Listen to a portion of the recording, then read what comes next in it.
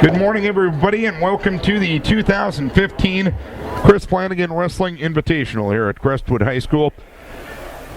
My name is Darren Swenson, and we will have all-day live hold-by-hold coverage at KDECradio.net.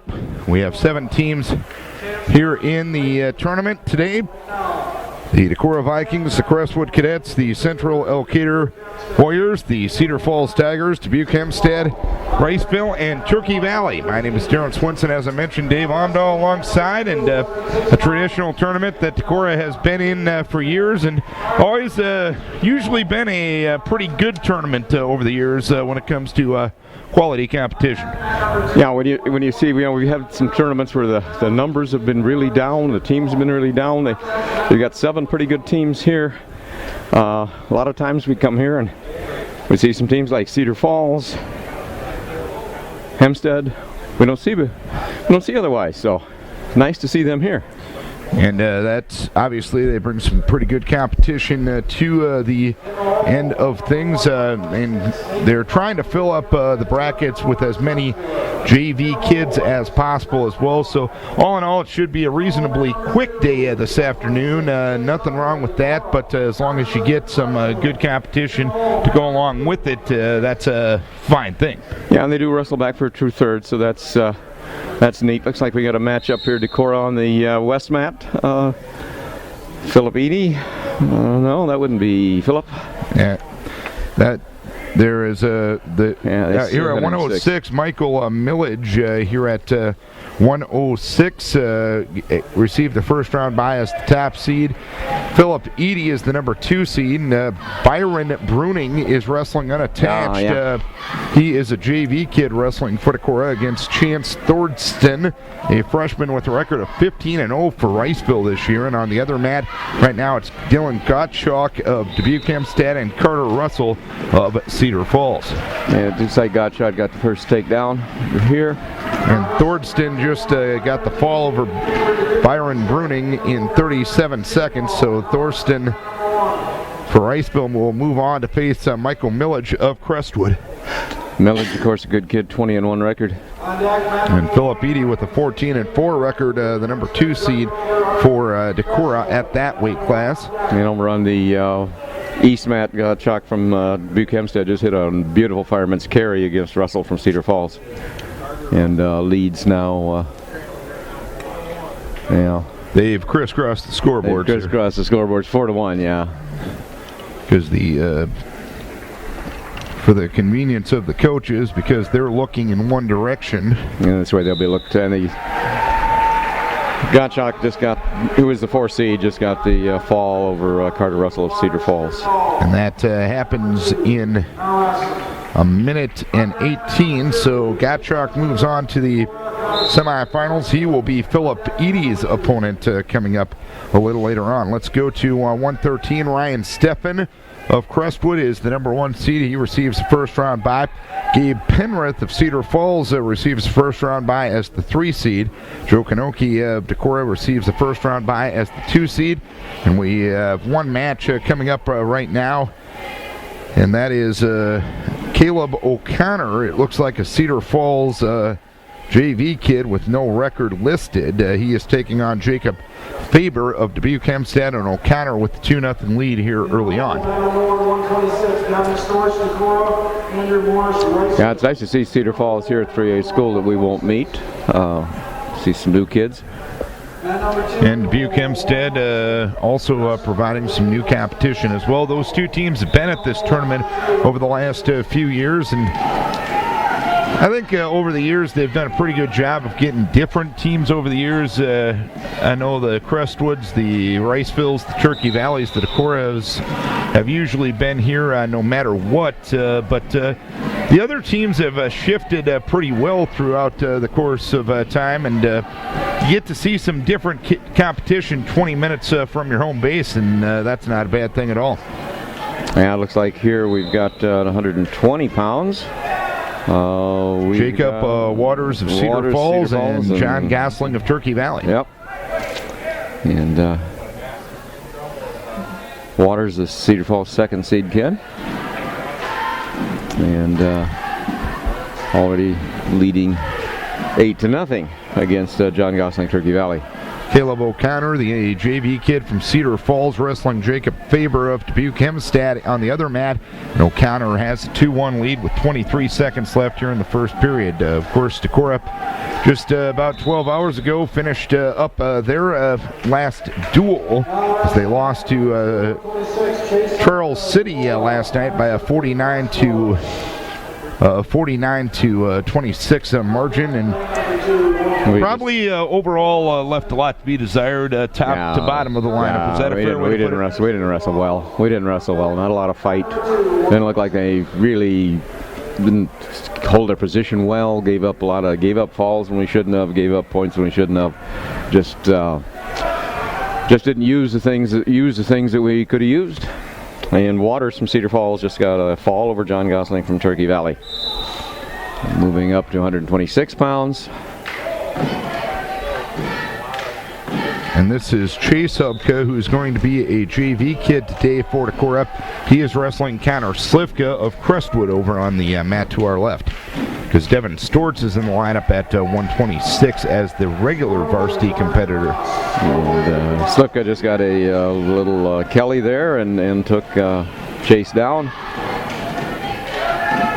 Slivka on top. Slivka with a 13-4 record, a junior. Chase Hubka, 3 wins, 6 losses, a freshman. Slivka on top now, pretty parallel, trying to work the arms. Chase gets the arms free. Now Slivka comes over the top. He's getting back points. And now he's moved up, pretty much chest to chest. Chase doing a pretty good job of trying to bridge. But Slivka out, getting out to the side, moving towards the edge of the mats. Slivka's got to work to hold him on. And Chase managed to get the arm through and work to his belly. Much out of the situation, and Dennis Pagel, the official, gives him the 3 points to lead. Well, they've got the scoreboard all screwed up over there. Looks like 5-0. That's what it should be. And on the other mat at 113, it is Caleb O'Connor of Cedar Falls, still leading by a 2-1 margin over Jacob Faber of Dubuque Hempstead. And Connor Slivka just turned Chase Hubka in the first period. 34 seconds left for the fall. So Connor Slivka gets the win for Crestwood. Crestwood pretty solid in these lower weights. Yes, they are. And I believe the next match coming up on mat number 2 will be Owen Ellingson. He'll be a JV kid for Crestwood State, taking on Blake Halstead of Cedar Falls, who is the number 2 seed here at 126. The other mat going on at 113, the final match in the first round. On that end of things, it's Caleb O'Connor of Cedar Falls still leading Jacob Faber of Dubuque Hempstead by a 2-1 margin as they go to the third period. That is the first match today that has actually gone to a second or a third period here in the early going. Yeah, it looks like what we've got Crisco, and we still got 26 on up there, but I don't think it probably is. Actually, it is 26 because Ellingson's a JV kid for Crisco. Oh, okay. Against Halstead for Cedar Falls. That's right, bottom of the bracket. So, and Halstead in on the legs for a quick takedown. And Ellingson doing a pretty good job of standing up, fighting for hand control. Halstead's hanging on, trying to takes him back to the mat. And official Pagel didn't warn him for stalling because he didn't take him down in a second or two, which is nice to see. Give him a chance to bring him to the mat. That whole stalling point of emphasis, I know talking to a lot of people around wrestling, has probably been overcalled in the months of December and here in the early part of January. I know I was talking to Coach Friedoff a little bit last night. There's been stall warnings on the bottom guys when there's 16, 18 points overall scored in a match. And I know stalling is called because of inactivity, and you want people going. When there's 16 to 18 points scored in a match, there's activity. Well, the referee, the rule book actually specifically says that the wrestler that's overpowered is not supposed to be called for stalling. Yeah. I mean, he's just plain getting thumped. And if the guy on top is leading by 16, 18 points, then he's got the ability to get out to the side and try to turn him. I'd almost call the guy that's been scoring 16, 18 points for stalling if he isn't trying to score more. Exactly. Because the fall is the name of the game. Now we've got Halstead, Cedar Falls, got Ellingson from Cresco. Turned toward his back, getting back points. Looks like he'll have a 5 count. Down in the legs, got a leg turked. And arm across the neck into the shoulder. But the arm's through. Now he's trying to back hook on the arm. Looks like Ellingston's going to fight his way out of it. There's only a couple seconds left. And he has. So, Ellingston, as a JV wrestler, is doing a fine job of fighting. He's down, should be about 8-0 at the end of the first period, but he's made a good effort to fight off his back. And it's a 5-1 lead for Caleb O'Connor, a JV kid from Cedar Falls, taking on Jacob Favor, the varsity kid from Dubuque Hempstead. And O'Connor is going to get the win at 1:13. He will take on Ryan Steffen of Crestwood a little later on. So O'Connor gets the victory there by a 5-1 margin. So second period, Halstead here started on the bottom and has got a reverse, but he had to fight for it. To give him a little over 30 seconds to do it. Ellingston did a pretty good job of trying to hold him down. Halstead, Cedar Falls now is trying to get a cradle worked. Ellingston, pretty good job of hand control. He might be a JV kid, but he's put up a pretty good fight. At 126, the top seed at 126, Nathan Feldman of Dubuque Hempstead, a sophomore with a 14-5 record, taking on a Crestwood JV kid, Judd Grover, who is 2-0 as a freshman this year. And they have just entered the mat over on mat number 1. Just underway with the Chris Flanigan Wrestling Invitational, live hold by hold at kdecradio.net throughout the day. And over here on mat 2, we've got Blake Halstead, Cedar Falls. They've got him 7-0 ahead of Owen Ellingston, JV wrestler from Cresco. I'll give Ellingston a lot of credit. He's doing a lot of fighting. And now it looks like Ellingston is getting a stalling call on the bottom. And then again, that's a situation where I think he's basically just trying to survive. Cedar Falls kid has he's trying a tilt, cross-arm tilt, got the wrist tied up, rolls him through. Now he's got Ellingston on his back, getting near fall points. Got that locked up. He's moving up, trying to put the shoulders down, and he's got it. So Blake Halstead gets the fall with 13 seconds left in the second period. So Halstead will move on the front side of the bracket. And we'll move on at 132 on that match. The other match going on at 126, Nathan Feldman of Dubuque Hempstead with a 4-2 lead on Judd Grover, a JV kid from Crestwood, going on right now. And it looks like it'll be a Crestwood matchup at 132. Well done then. Right now, that'd be Chase Linhart and Kyle Dolly. So they probably battle in the room on a daily basis. I'm sure they do. I'm sure they do. Dolly with no record, a senior, and Linhart with a 19-3 record, the number 1 seed in the bracket. Feldman now has Grover on his back, and he's able to get 3 back points. He'll have at least a 9-2 lead as we close the first period over on mat number 1. And Linhart dropped into a head inside single for a takedown. Leads 2-0 here with 1:30 seconds left in the first period. Linhart versus Dolly, 2 Cresco boys. And I like this where they've tried to fill out the brackets with JV kids. So you got, as many people wrestling in the first round as you possibly can have. Full brackets we like to see. Well, and I was talking with Tanner Burke up here in the press box a little bit beforehand, and bottom line, you go to a lot of places, a lot of these JV kids just frankly don't get enough matches. No. Nowadays because I mean, numbers-wise here in Northeast Iowa, a lot of these schools are doing reasonably okay with numbers, but you go someplace else, there's maybe not enough in the room to even fill out a varsity lineup. Yeah, that's true. It makes it hard to get JV matches in. Lenhart just got the fall over his JV opponent and his teammate Kyle Dolly at 132. So Lenhart on to the semifinals on that end of things. And now we will have Tom Reichs of Turkey Valley and Jacob Back of Riceville on mat number 2 to our left. Yeah, that's kind of too bad. We've got Devin Storts now. He's made weight down to 26 now. I'd kind of like to see a rematch with Tom Reichs. Tom Reichs pinned him down at pinned Devin down at the Southwind tournament. I don't think it could happen. It would happen again, but it'd be kind of a fun match to see. But instead, we've got Tom Reichs still up here, 132 pounds, 14-7 record, and a senior against Jacob Black from Riceville, 12-5 record, also a senior. Reichs doing a pretty good job of controlling the head. Back has made kind of a half shot, but Reichs stay in pretty good position, forehead to forehead, and they go off the mat. And at 126, Feldman now has Grover for Crestwood on his back. 47 seconds left here in the second period. And Grover holding him off to this point, but Cradle still locked up for Feldman, and Feldman has Grover in a heap of trouble, but Grover doing a pretty good job of fighting.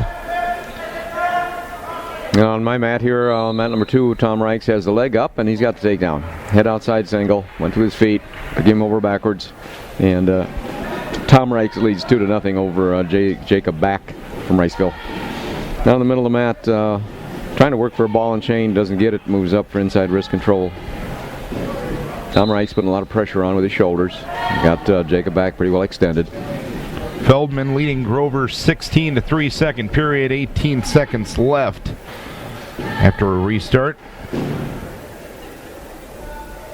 Just underway here in the first round of the Flanigan Invitational. We're wrestling at 126 and at 132 right now. Nathan Feldman at 126 over on mat number 1 with the 16-3 lead as we go to the third period on Grover of Crestwood. And over on mat number 2 here, Reichs is still got Jacob Back from Riceville pretty well extended on his belly, trying to work the arms. Hasn't been able to get an arm behind the back or anything like that. And he's riding pretty parallel up on top, but he is trying to work for some things on the arms and the like. So he's keeping the referee Mike Denner out here off his back and trying to load him up, trying to do something with the arms. And the first period comes to an end. And Nathan Feldman just got a tech over here. Okay, we got 2-0. Tom Reichs deferred. Looks like Jacob Back is going down. And that's probably okay with Tom Reichs because he was obviously very dominant on top. He didn't get anything points, but it looked like Jacob Back's belly button was stuck to the mat. Although he stands up, comes out, turns, and he got the escape. So. And at 126, Devin Storts of Decorah now entering the mat. He is taking on Andrew Morishi of Riceville.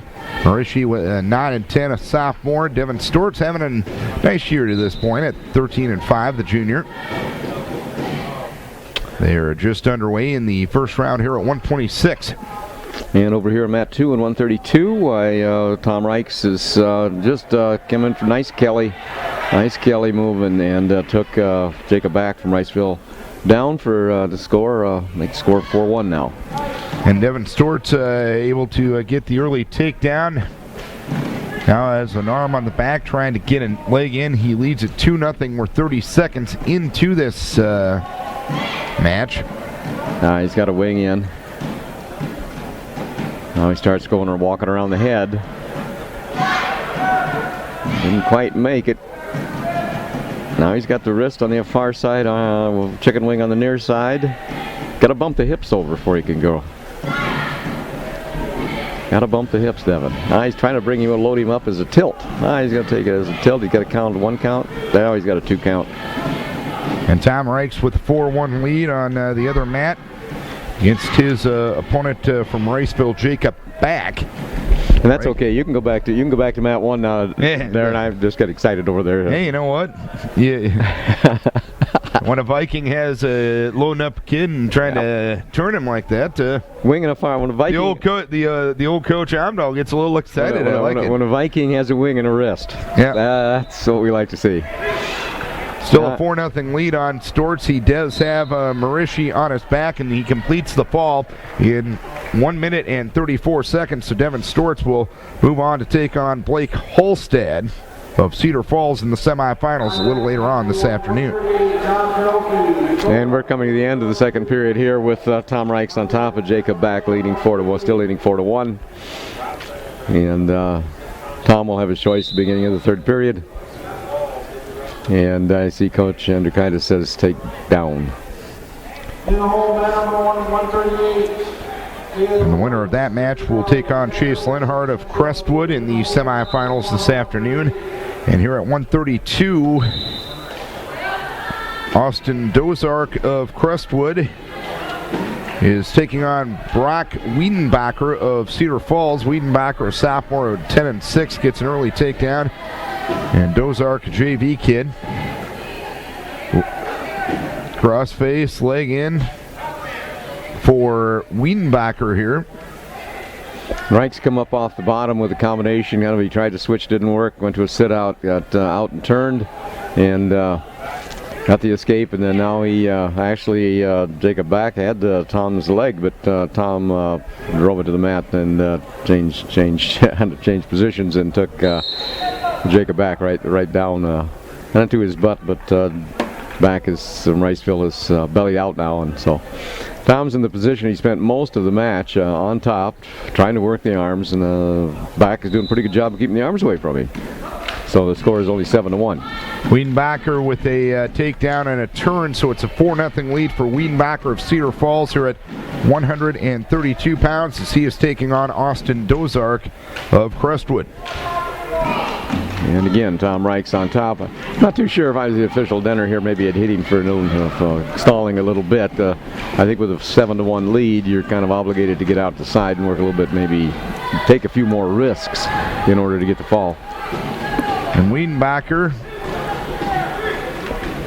now has Dozark tied up. He's getting back points once again with 39 seconds left here in the period. Wiedenbacher, the 3 seed. And Dozark, a JV kid, here at 132 pounds, 26 seconds left here in the period.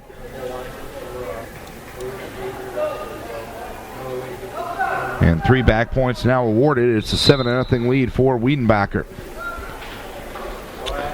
And we see Tom Reichs will move on to face Chase Lenhart, winning 7-1 over Jacob Back from Riceville.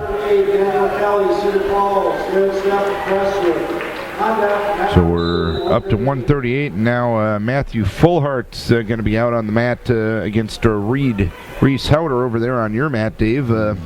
Fullhart, the sophomore, at 0-1, and Reese Howder, the 2 seed for Dubuque Hempstead, the senior, at 14-5. Yeah, our 132 on Decorah 132 is, I think, probably a little bit in flux right now with Devin Storts having moved down to 26. Mm-hmm. So I think we can have several kids that we could put in the lineup here. And today it happens to be that they're going to go with Matthew Fullhart, which is okay.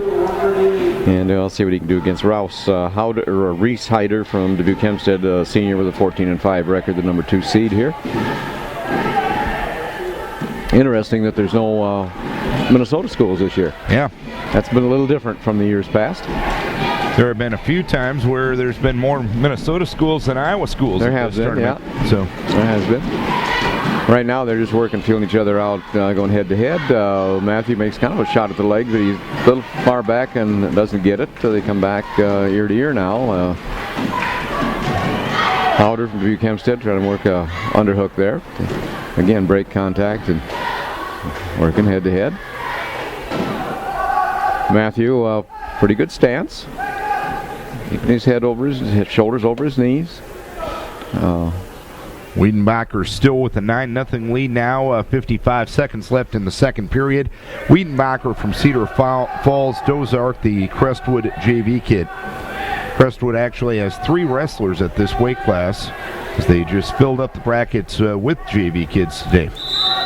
And Howder here on mat 2 made a little shot at Matthew's legs. Matthew blocked with a front headlock, and Mike Denner calls it a stalemate, brings it back to their feet again.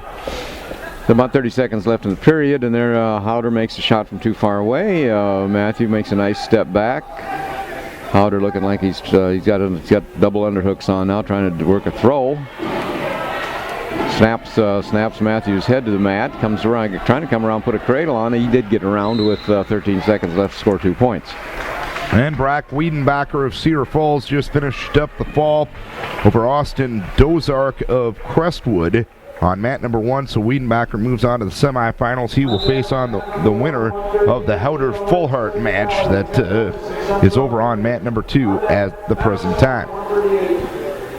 And one thing about with all these junior varsity kids in the lineup, you know, pretty much all of those will go to the backside of the bracket, and so the next round, a lot of these kids who have been JV kids will have a lot better shot at maybe showing what they can do, and they can score some points. They can score. Yeah. Well, I probably won't let them score team points. I don't think they'll probably let them score team points, but they could place as high as third. But the fact of the matter is, a lot of these kids just need matches, and might as well do it in front of you bet. The bright lights of a Saturday morning here in Cresco. I know a lot of these teams will send a nice reversal there by Matthew Fullhart. Tie it up 2-2. But Howder stands to his feet and escapes, make it 3-2. As you were saying. And a lot of these teams are sending kids to Turkey Valley for their JV tournament today, and I know the crowd will get a little bigger once that tournament is done down at Turkey Valley today. So, sure. And even though you said that, the crowd doesn't look really bad. No, not at all. We see, look over the Docora stands over there, and that section is pretty well full, and it's still pretty early yet, so. Tom Kanoki is taking on Caleb Phillips of Dubuque Hempstead, and Tom now trails 2-0 with 1:05 left here in the first period on mat number 1 to our right. Our mat here, Matthew Fullhart has stood up, but he's got Howder's leg up in the air, and now he gets 2 points as he brings him to the mat. So the score is now 3-2. Matthew Fullhart against Reese Howder, the second seed from Dubuque Hempstead. Matthew's doing a pretty good job here in wrestling. I like the way he's staying in position and taking advantage of everything he's got. And now he's on top and out to the side. Howder's kind of laying. Now he's got Howder's arm up on his back. Howder's kind of laying kind of flat. I hope the referee doesn't hit him for stalling. I hate to have somebody encourage him anymore. Yeah. I like to see him laying down. Now he's come back to his knees, hit a kind of winged him down, and now moved into a switch. And Howder scores 2 points against Matthew to go up now. It'll be 5-2. And Caleb Phillips of Dubuque Hempstead just completes a fall in 1:40 over Tom Kanoki of Decorah. So Phillips on to the semifinals for Dubuque Hempstead, and Kanoki will move to the backside of the bracket.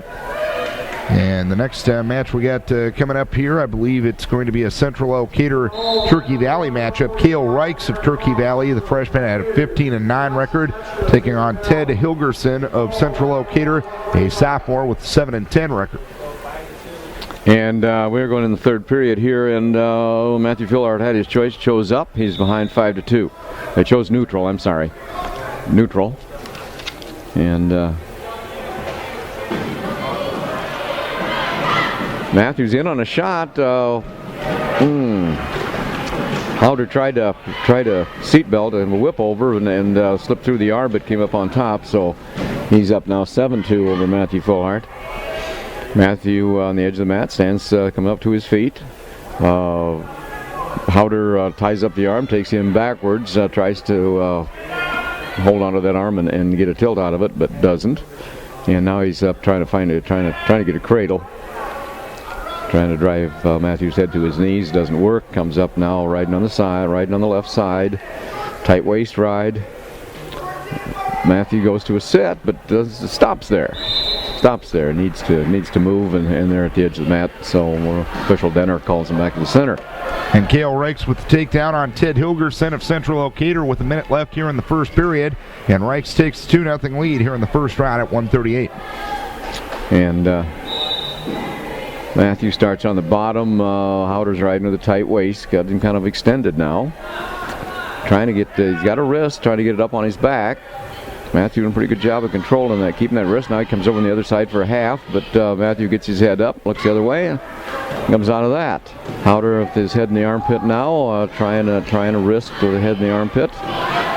Scarf, he used to call it, and Matthew buries the shoulder. Howder kind of brings him back in a tilt, gets a 1 count. Matthew comes back to his base, takes the arm, gets the arms free. Doing a pretty good job getting the arms free. Howder can't control those arms. Now I'll really have to compliment Matthew Fullhart for the job he's done at keeping his arms free, and that's one of the secrets. We always try to teach the kids, hey, you can't let them have your arms. The secret to getting out of pin doesn't start when the guy's got your arm behind the back. It starts when you keep the guy from getting your arm behind the back. And Howder completes the victory there at 7-2. Is now a 3-2 lead for as we start the second period for the wrestler from Central Locator, Ted Hilgerson, as he takes on Cale Reichs of Turkey Valley. And Hilgerson able to get away, and he takes a 4-2 lead with a minute 47 left here in the second period. And it looks like I've got over here Map 2 Daniel Kelly from Cedar Falls, 17-1 senior top seed against Garrett Steffen, Cresco JV junior. And Kelly has already got the takedown and the cradle, and he will probably have the fall here. There's a reason he's the number 1 seed. And the number 1 ranked kid in 3A at this weight class. I'd say that Kelly is a familiar family name. He completes the fall in 23 seconds, so Kelly moves on to the semifinals. He will take on Caleb Phillips. It'll be a Mississippi Valley Conference. It'll be Kelly and Phillips, Cedar Falls, and Dubuque Hempstead at that weight class. And Hilgerson now with the 6-2 lead on Cale Reichs as they restart with 1:15 left in the second period on mat number 1, Central Locator and Turkey Valley battling one another there. Now mat number 2, I think we've got Trey Pekanowski over here from Cresco, 18-7 record, second seed, sophomore, against Justin Burcham, Riceville wrestler with an 0-7 record and a senior. But Pekanowski's already had 2 takedowns. So he leads 4-2 right now, and now he tries a half. Burcham, Riceville, gets his head up, but Pekanowski still has the arm up behind the back, and now drives him over and beginning to get near fall points now. He looks like all he's got to have to do is get up over the chest to chest, get the arm extended a little bit farther, and he'll have the fall. Plenty of time left, minute 13 seconds. And now he reverses the half. Burcham tries to roll out of it, and he gets the fall. And that occurs in 3 minutes 54 seconds. So Pekanowski moving on for the Crestwood Cadets. Cale Reichs has pulled within 6-5 over here at 1:38. Reichs trailing 6-5 against Ted Hilgerson of Central Locator as we end the second period and move on to the third period. So Cale Reichs will start down here in the third period for Turkey Valley. And here at 1:45, it looks like we've got, let's see, Cedar Falls and Crestwood. That must be, boy, did we go clear down to the bottom of the bracket? Yep. Ali Al-Mabuk from Cedar Falls, 16-4, second seed against William Getch from Cresco. Wrestling unattached. Reichs has been able to get out. Now he gets a takedown with a minute 27 left here in the third period. Cale Reichs has taken an 8-6 lead on Ted Hilgerson of Central Locator on mat number 1 at 1:38. And we've got Ali Al-Mabuk with a takedown and near fall for 3. He's leading 5-0 over William Getch from Cresco unattached. And he's getting more back points now. And now Reichs has Hilgerson on his back with 59 seconds left here in the period. Has the arm locked up, but Hilgerson able to get that arm free. Reichs got it back and puts him on his back and gets the takedown. So Cale Reichs gets the fall in 5:08 for Turkey Valley over Hilgerson of Central Decatur, and Reichs will move on to take on Trey Pekanowski in the semifinals at 138. And over on mat number 2, Ali Al-Mabuk from Cedar Falls gets a fall. Minute 24. Over William Getch, unattached Cresco. So we've got Cresco and Decorah on mat number 1 here at 45. This was Tyler Thomas. Real solid kid for Cresco with an early takedown on Cole Christopher Decorah. Cole, the junior, with a 3-9 record. And you have 52 coming up on your mat there. Yep. Looks like maybe we got here Blake Courtney. Yep. Courtney, yeah. Looks like Blake Courtney. And you will wrestle Neil Clement from Crestwood. Christopher able to get out to make it 2-1 with 1:22 left here in the first period. But Thomas steps in, gets a takedown, and is now getting back points on Cole Christopher. He does get 3 on the back. Now he's tilting him once again with minute 5 left here in the period, but Christopher able to get out of that hold momentarily. It is now a 5-1 lead for Tyler Thomas of Crestwood. And now Neil Clement is coming to the mat to take on Blake Courtney Decorah. Courtney, a freshman with an 0-3 record. Clement, 19-6, a junior, and the number 1 seed. Courtney makes this kind of a little half shot. Clement comes into a front headlock, trying to work around. He's attacking the ankle on the near side. Courtney like to pop his head out, but Clement's going to come around. Doesn't have anything yet. Now he's over the leg and he's got the 2. And Thomas again has Christopher on his back, leading 10-1 here in the first period. Thomas completes the fall in a minute 20, or a minute 38, I should say. As Thomas moves on to the semifinals, he will take on the winner of the next match, I believe, Aaron Holt and Josh Shatetska from Central Decatur in Turkey Valley. And we're still in the first period with a 2-0 lead. Neil Clement over Blake Courtney.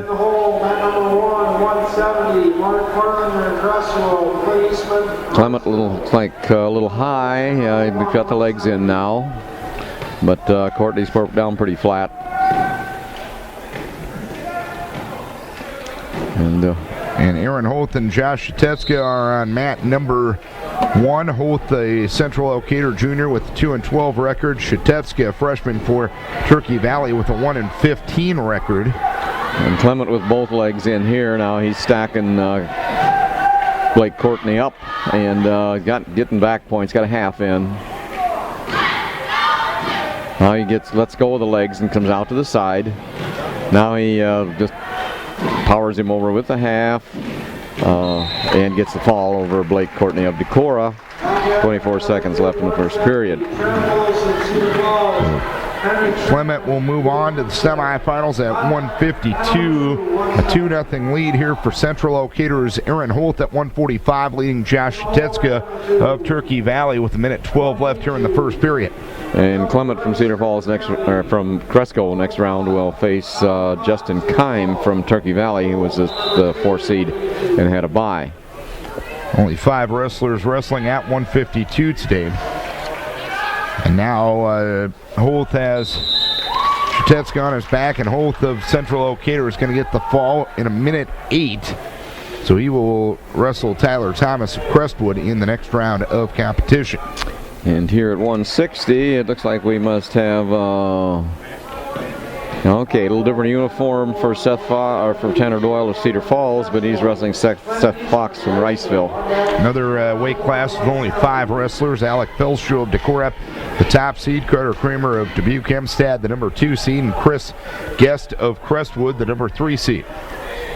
Let's move on to 170. Luke Dixon of Turkey Valley of Decorah taking on Tyler Sawyer of Turkey Valley. Sawyer, senior at 10-4. Luke Dixon a senior at 8-6, and Luke's been one of those kids at his best this year. He's looked really real good. If you can see that consistency at his best, he could be someone to be reckoned with. He's dangerous up on top. I'll give the kid a lot of credit in it that what we used to say, you can smell blood in the water, and that has nothing to do with his nose, which is bleeding right now. But when he senses another kid is in trouble, he'll go for the fall.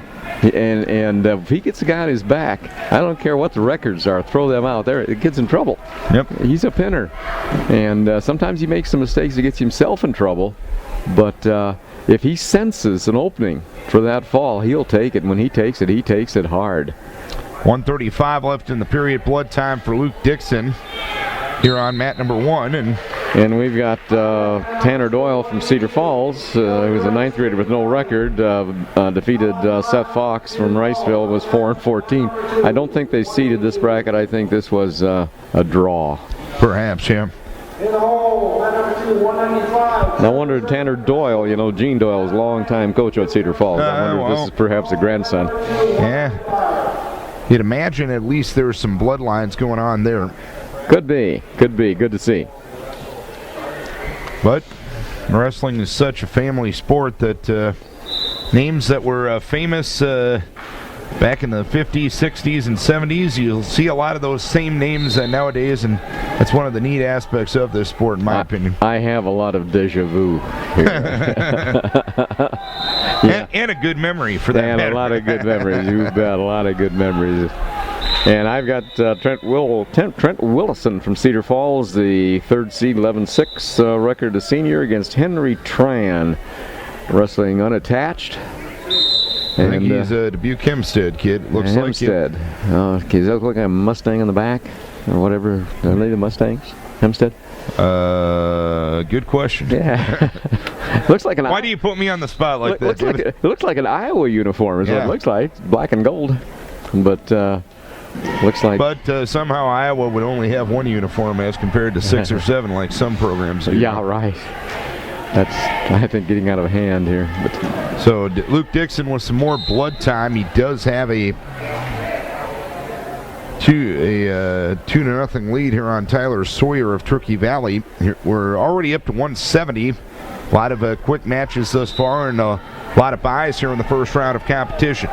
Yeah, in spite of all the JV kids they've got in. And of course, a lot of times JV kids get against a seeded wrestler will just be a fall, so they don't last too long anyway. But anyway, here we've got Trent Willison from Cedar Falls on mat number 2 here. He's should be 4-1 actually, I think. Well, maybe not. Maybe that didn't get an escape there. Henry Tran maybe didn't really get away, but Trent Willison is pretty much having his way with him, trying to reach up a cradle but can't quite lock it up. And but he's pretty dominant here. Trent Willison, the 3rd seed for Cedar Falls over Henry Tran, wrestling. I think you're probably right. Unattached Hempstead. More blood time. Actually, the blood time got over with. The cleanup now complete over on mat number 1, and Dixon and Sawyer will continue. The cleanup now finally getting complete over on mat number 1. So 2-0 the lead for, I believe, Sawyer now over there on mat number 1 on Luke Dixon. And we've got Trent Willison from Cedar Falls again on top, pretty well dominating Henry Tran from, I think, probably Hempstead JV.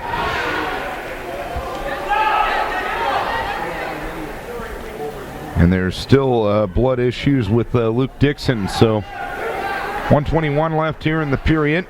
And then we had Henry Tran escape from Trent Willison, but Willison promptly takes him back to the mat and goes down to the end of the first period, 4-1. Surprisingly, Henry Tran had his choice and goes down.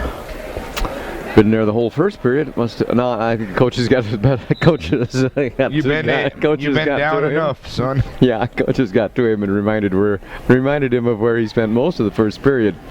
But Trent Willison from Cedar Falls is in on the leg right now as they go to the edge of the mat. And referee Dwayne Lentfett said that he was down long enough to give up the 2. So he's down. Score 6-3. And Wilson lets him right back up again to start second period. Doesn't even get on top. Just says, put that man on his feet and I'll take him down again. Let's see, they go off the edge of the mat. And we're finally back to action on the Dixon-Sawyer match on 170. Sawyer got the initial takedown and leads it 2-0. Luke Dixon with a couple of stoppages for a bloody nose to this point. Sawyer has control of that wrist, trying to work through the crotch area. Doesn't have that. Now trying for a wing and a wrist with Dixon in the down position. Sawyer pretty active up top, but Dixon not letting him get that wrist out. Now he's able to get the arms free, getting into a sitting position. And I've got Trent Willis in Cedar Falls took Henry Tran to the mat and to his back and promptly pinned him in the second period, leading 8-3 at the time. So we're going to advance and we're going to move on probably to 182, I would think. Maybe, well, maybe not. There's a match below us here. Looks actually, yeah, this will be 182 since it'll be a Turkey Valley kid. Yeah. So 34 seconds left here in the period with Dixon and Sawyer. Dixon able to get to his feet, turn and face. Mike Denner gives him the escape as they go out of bounds with 27.9 seconds left here in the first period. Dixon pulls within 2-1. And we've got, looks like we've got Colin Klatt, unattached Cedar Falls JV wrestling Kelby Reichs, Turkey Valley. Colin Klatt, nothing record. The ninth grader, Kelby Reichs 4-16. Turkey Valley, a sophomore, gets to his pin by Colin Klatt. Yeah, Cedar Falls has a second seeded kid too, so obviously this is a JV kid that they put in fourth. Dixon gets a 5-point move at the end of the first period, and Dixon has taken a 5-2 lead on Tyler Sawyer as we start the second period, and Dixon with some more blood time. Okay, over on my pad, we got... You're up to 95 already. 95, it looks like. We have a Dubuque Hempstead. We have 195. I think this is Trevor Trendy of Crestwood and Dubuque Hempstead, a JV kid with Adam Ray. That's probably right. Third seed, Trendy from Cresco against Rang from Hempstead unattached. And Rang from Hempstead got the takedown, make it 2-0. And Trevor Trendy, the third seed of the 12-13 record. But again, you see Hempstead has Alex Freiberger here seated number 1, 12-8, junior. So with the number 1 seed in the tournament, it's very possible that the JV kid is pretty salty himself. Yep. So. Getting to wrestle him day in and day out in practice can't do anything but help. No. So even though Trendy is 12-13, he might have went in for a nice ankle pick, but didn't keep the ankle. But Trendy could have his hands full here with it. Oh, nice throw to the back for Trendy, and he's got Rang on his back. I think he's got at least a 2 count. Yeah, he's coming up over the head nicely, covering the head for the fall. And Trevor Trendy from Crestwood, with 29 seconds left in the first period, pins Adam Rang from Hempstead. So Trendy on to the finals, or on the semifinals, to take on Race Willett of Cedar Falls. It's a 5-3 lead for Luke Dixon with a minute left here in the second period, and Dixon with another takedown on Tyler Sawyer of Turkey Valley. So Dixon with a 7-3 lead.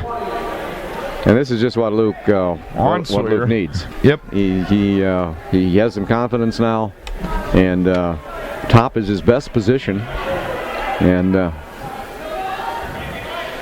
course, these two teams will wrestle again next Saturday. They will be part of the Decorah Duels, which will start at 9 a.m. at the Decorah Gymnasium.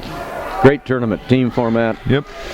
And kids get a lot of matches. And I was told last night Decorah is going to put a JV team in, so you're going to have a full 8-team bracket. And then match up with the winners later on in the day. So the 7th team was entered this year. Wapsie Valley is Danny Adams is the coach. Of course, his brother Gene, the assistant coach here at Decorah. It was Dixon now with a 10-3 lead with 11 seconds left here in the second period. Dixon with the legs in, has control of the arms right now. Sawyer trying to get out through that peek-through position with 1 second left here in the second period. He will not be able to do it. We go to the third period. It is a 10-3 lead for Luke Dixon. Over on my mat, number 2, we've got Tyler Flock from Decorah wrestling against Gannon Grimmel from Dubuque Hempstead. Grimmel is 19-0, the number 1 seed.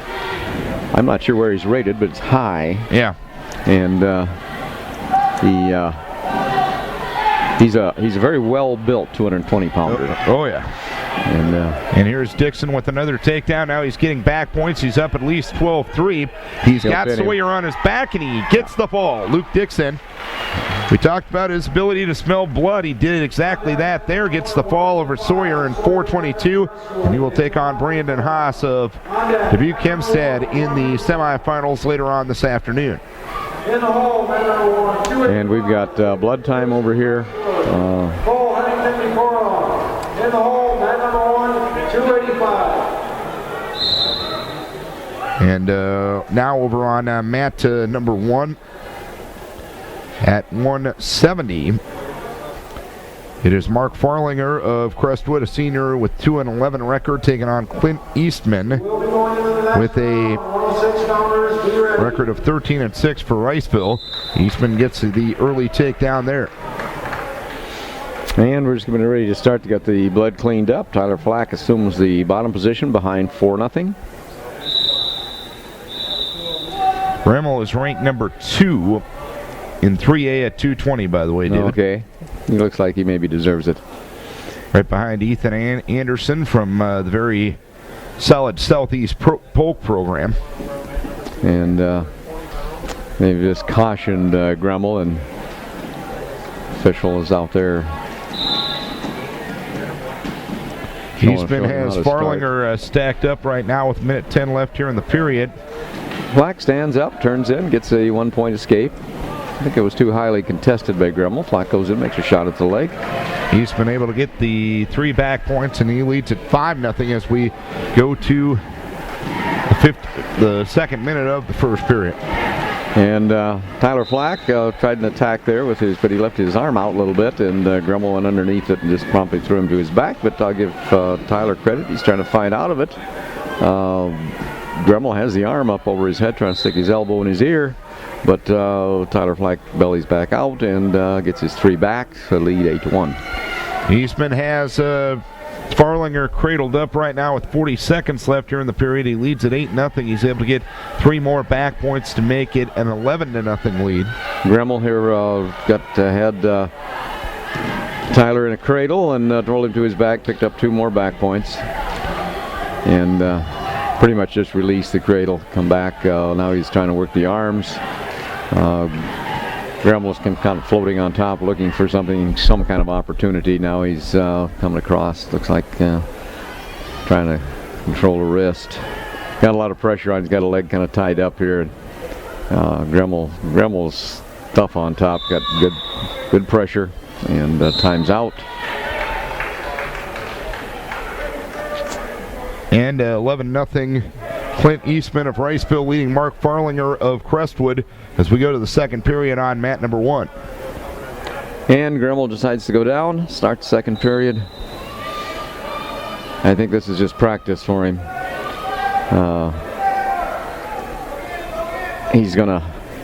I don't think he has any fear of not being able to get out. And referee Pagel brings him back. Get ready to start here. Gremmel gets set. Tyler Flock gets on top and tries a tight waist ride. Gremmel moving out, comes to his try to reach back, tried for a whizzer, didn't get it. He's they're going to hit Tyler Flack for locked hands, I think. Tyler Flack doing a good job of riding across the top there.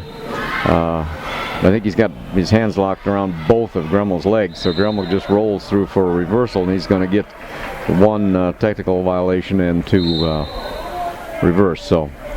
And Eastman gets out at the start of the second period, leads it by a 12-0 margin. Farlinger tries for the shot. Eastman able to score off it to make it 14-0 with a minute left in the second period.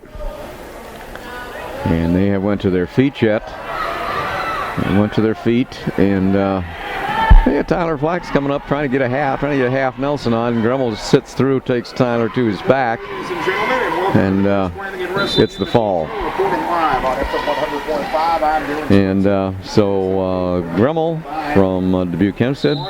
Construction. We're underway with competition here this afternoon. And over on the other mat, it looks like Riceville has got the 170's got the win. Darren has deserted me for the that'd be probably Eastman or Riceville. It's a decision over on my mat. We're clear up to I guess we're on 220, and we've got looks like Joey Ganson from Riceville against Jared Knutson from Cresco. And I'm going to try to do 2 mats here. The other mat, they're down on 195. And over there on 195, we've got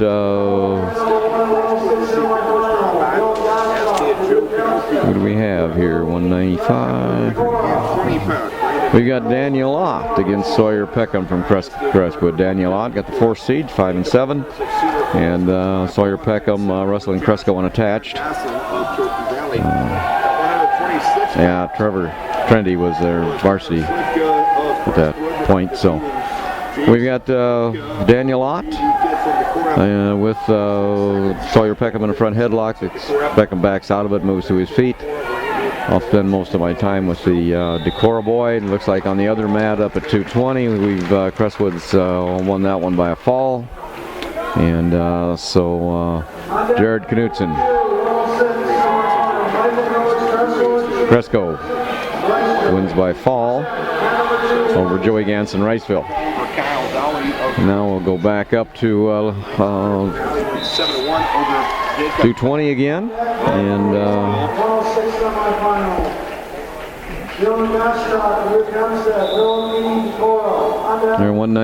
220 or 19. Actually 190. You go back to 195 where we had Ott getting the fall. Wins 7-2 over Matthew Fullhart. So there we've got Daniel Ott over Sawyer Peckham. Caleb Phillips of Dubuque Hempstead wins by a fall. A minute 40 over Tom Kanoki. And over on mat number 1, it looks like we're up to 285. And we've got Cole Henning against Jacob Knutson. Jacob Knutson looks like Cresco unattached. And 145 this afternoon. Cole working the head pretty hard. And on the other mat over here, we're still down on 220. And looks like we've got Scott Kime, Turkey Valley against Kenny Orr Central. Yeah, Orr 2nd seed, pretty good kid. And he's got Kime down, leads 2-0. Over on the 285-pound mat here, we're still 0-0. Cole Headington against Jacob Knutson. Unattached Cresco, a 9th grader. And over on mat number 2, it looks like Central has Turkey Valley down on the mat pretty well, controlling. This Kenny Orr, 2nd seed's pretty darn good kid. I saw him down at Turkey Valley. And big and strong and lanky. I don't think he'll be any match for Gremmel. We'll see. That's why they call it a sport. You got to prove yourself. Gremmel's awful tough though, but this Orr could be a man for him. And he's got Scott Kime from Turkey Valley on his back for the fall. So Kenny Orr from Central Elkader will move on against Jacob Noonan, who is actually a JV unattached. Semifinals. So we still got Cole Headington and Jacob Knutson, 9th grader unattached from Cresco, going out forehead to forehead out here with 0-0 score with about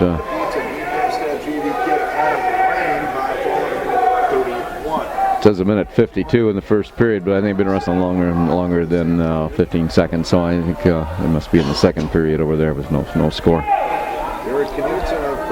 We went back down. They still have 285 pounds up on the scoreboard here, but the kids out here on mat number 2 look pretty small for that. I think he'll match actually to 106. Scott Kine of Turkey Valley loses by fall to Kenny Orr of Central Elkader.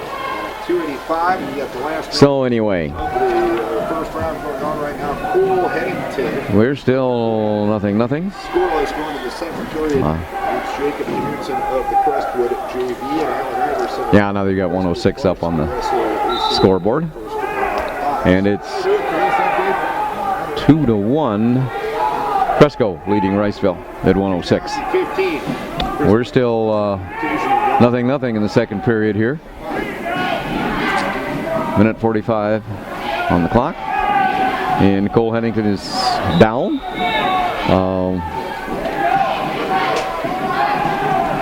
Cresco is on top. Cole trying to kind of come up, but now he comes to his feet, gets some hand control, turns and escapes, and he's out for 1.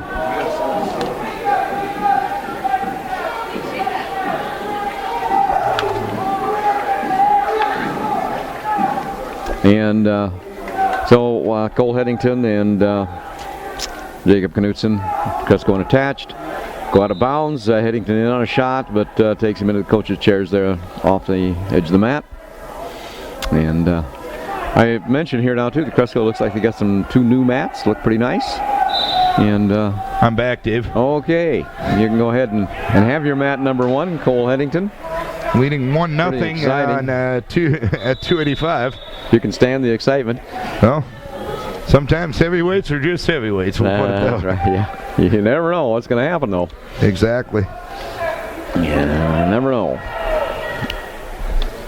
So we'll go back over here to back to 103 or 106, excuse me. Living in the past, as you can tell. Yep. Probably evident. Don't believe me, you can ask my wife. But we've got and I have, and she agrees. Yeah, I can believe that.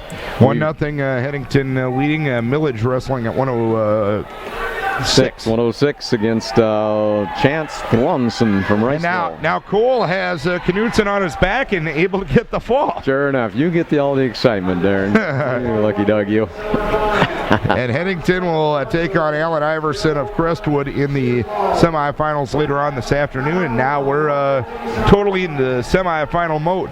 That's good. That's good. And we've got 4-3 match over here. Millage ahead of Chance Thronson. But you know, Thronson is a 15-0 9th grader. That's pretty darn good to get a 4 seed. Yeah. That happened. Well, but Millage, a pretty solid kid. Philip Eady, a pretty solid kid as well. That's true. Gottschalk at 16-3. Pretty solid too, so yeah. Yeah, we'll see. Well, I just have to wrestle it out and see what happens here. But this will not be an easy backside of the bracket. Nope, not at all. And Thronson, he's in trying to hit a Kelly, but Millage doing a pretty good job of keeping his legs wide, spread apart. He's got a hand in the crotch now, blocking it. And now moved a hand out of the crotch, reached up, grabbed an ankle. They got out of bounds, and Thronson from Riceville squares up with him. They're on the edge. Now they're out. Oh, well. Called it a stalemate there. No score here in the semifinals. Philip Eady of Decorah taking on Dylan Gottschalk of Dubuque Hempstead. Eady at 14-4, Gottschalk at 17-3. A couple of talented freshmen going on right now. There we got Millage stuck Thronson's head and come around behind him. And as soon as he came around behind him, you see he tried to tie up arms and turn him. You can see why Millage is a 20-1 record, because as soon as he got his 2 points, he wasn't satisfied with that. He went right for back points. Now he's leading 6-3. And you take Millage and Philip Eady and the Noah Phi kid down at New Hampton. 6 at the conference wrestling tournament is going to be fun. Yeah. 0-0, 45 seconds left here in the first period between Eady and Gottschalk. Both men just staying in pretty good position, looking for an opening, and the other man isn't giving him one. Now Gottschalk works a tie at the edge of the mat, and they go out of bounds with 33 seconds left in period number 1. Yeah, Millage beginning to pull away now. You just got to take another takedown for 8-3. Kind of picked up the pace here. But, Millage pretty quick, and when he gets after something, I'm sure Coach Slifka tells him you got to get, you get after it, you can score a lot of points, and it looks like he can.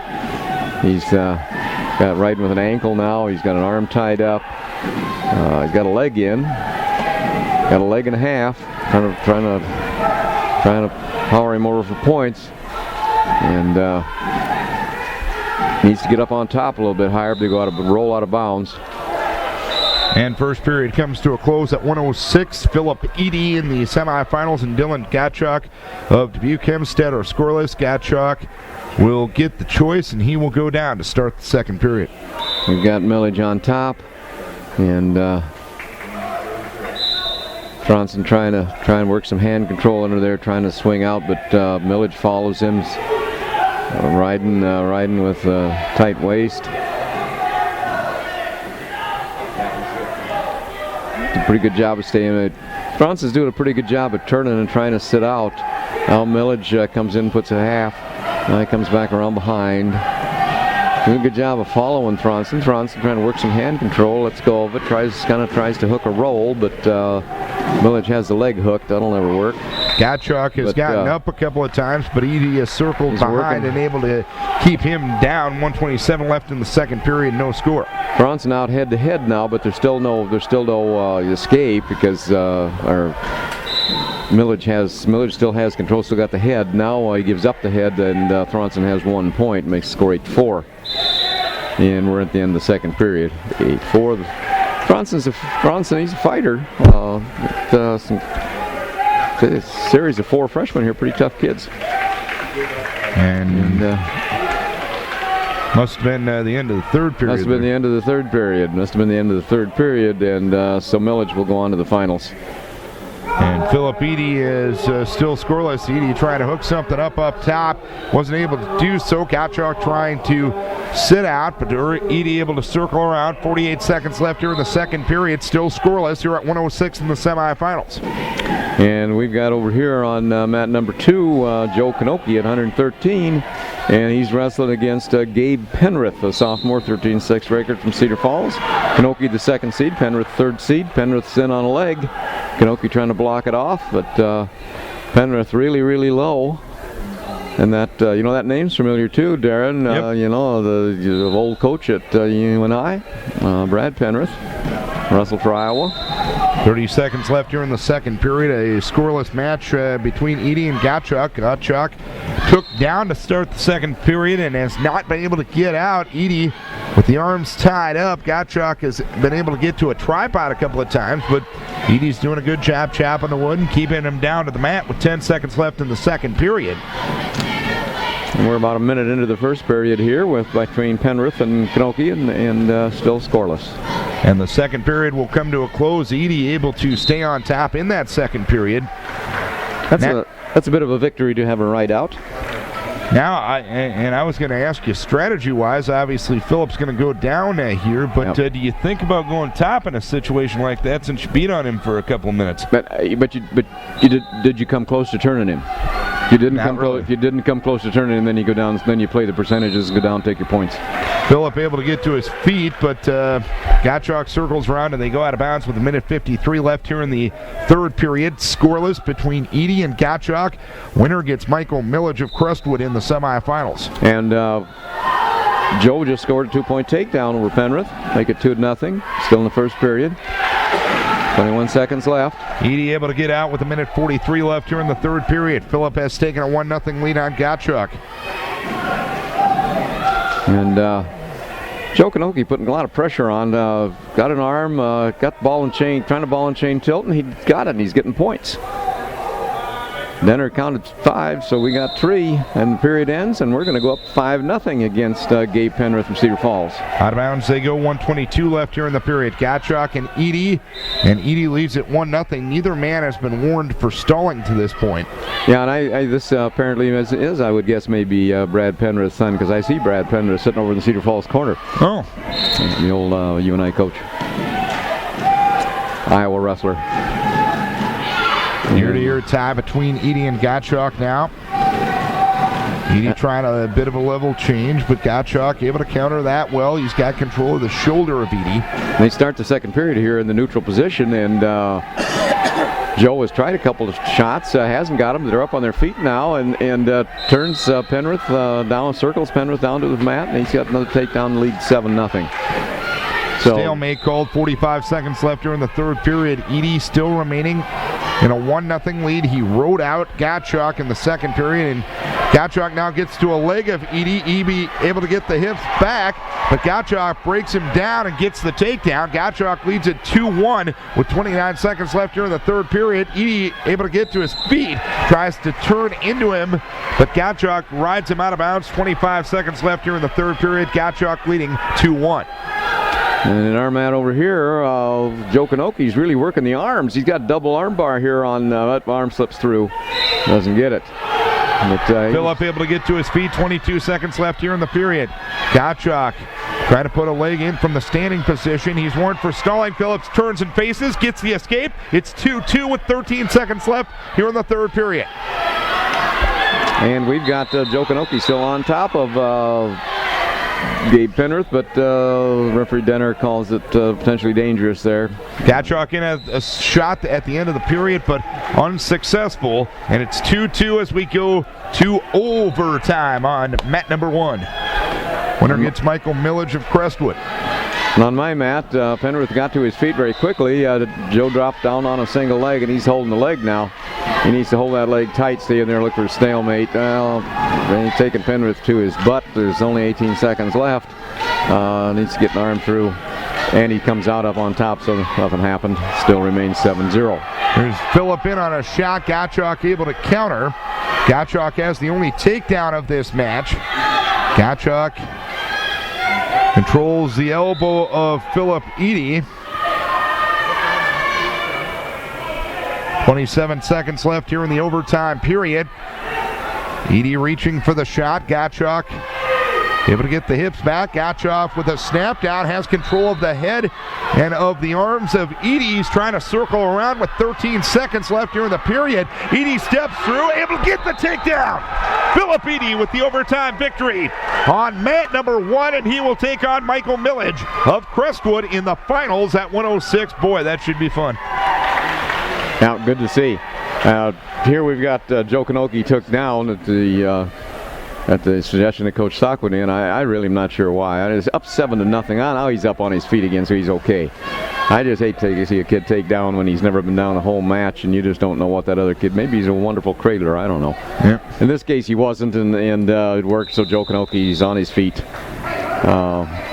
I'm not sure that isn't where I'd have put him. I'd put him on top. Yeah. I'd have put him on top. I mean, he pounded him pretty good, and you're ahead by that far. So it wouldn't have mattered. Now Joe's in on the legs again, and doesn't have the points yet. Penrith is riding through the legs, and they're kind of got his head trapped with his leg and trying to reach through, but he had to give it up now because he's going to his back, and so we got 2 more points lead, 10-0.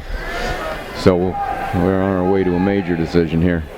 And over at 113, Ryan Steffen of Crestwood with an early 2-0 lead on Caleb O'Connor from the Cedar Falls JV. And Joe riding tough on top, tying an arm up. And reaching through the crotch for a ball and chain. And looks like he might have it here. And Steffen looking for a tilt, able to get 2 back points. Now Joe's got the arm up on the back now, and he's putting a lot of pressure in. Elbow up on the neck, then hold the head down. I see what he's trying. He's going to try and thread the arm through for a Hassman if he can. Up over the head, but now he's threaded the arm through, got the wrist, coming over. Needs to do it quickly. Time's up. 10-0. Score, Jokanoki over Gabe Penrith of Cedar Falls. And Ryan Steffen of Crestwood now leads 6-0 with 45 seconds left in the period on the Caleb O'Connor kid from the Cedar Falls JV. He's trying to turn him here with 35 seconds left here in the period. Steffen, a freshman with a 13-3 record. He's out over the top. 29 seconds left in the period. Lundfit down, taking a look. Now he's gets out over the head. Gets out a little bit more chest to chest. There's the fall for Steffen. He gets it done in 1:40. So at the first two weight classes, it'll be Decorah and Crestwood in the finals. Later on this afternoon, Steffen with the fall on Caleb O'Connor of the Cedar Falls JV. And over here at 120 pounds, we've got Brandon Mayer, top seed, 21-1 senior against Ryan Roth. He's Cedar Falls JV, wrestling unattached. And Mayer had a front headlock and went behind and got the two. Roth jumped to his feet, but Mayer took him right back down again. Lead 2-0. And Carter Hubka of Decorah on the mat here at 120 pounds in the semifinals. He's taking on Jacob Waters of Cedar Falls. Hubka at 13-6, a junior. Waters at 10-3, a junior. Hubka reaching for a shot. Waters able to get him extended. Carter got to the shot, but couldn't finish it. Now Waters able to get to the underhooks of Hubka. And here we got Brandon Mayer. He was on top. Roth stepped back over his leg. Mayer hit a slick mover. He grabbed the head and rolled him through. And the hold is given up, so no scoring out of the first sequence between Hubka and Waters. And so while we got a 2-0 score here, Mayer basically is pretty much having his way with Ryan Roth. He just can't get. Now he's got the 3 near fall. So 5-0 now. Mayer over Roth. Cedar Falls unattached. 1:05 left here in the period. Hubka getting to a leg of Waters. Hubka gets Waters' leg up in the air, gets him back down to the mat, but now does cover and gets the takedown. It's 2-0 Carter with 52 seconds left here in the period. He had that too as soon as the knees hit. Peg a little slow this morning. But it was awarded eventually. He got him. Yeah, he got him. 46 seconds left here in the first period. Now we have Mayer getting a little bit careless, and Roth come through for a reversal on top, and he got the 2. So no back. But match is now 4-2. And believe me, it's not that close. And Waters gets a reversal now with 32 seconds left in the period. Waters evens up the score on Hubka. It's 2-2.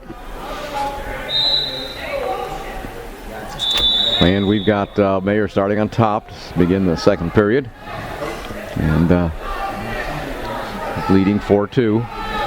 Back to the center we go over on mat number 1. It is 2-2 with 22 seconds left in the first period between Waters and Hubka. Mayer out the side with a half and trying to turn him. And Roth gets pretty flexible. He gives up the half, now goes for the wrist.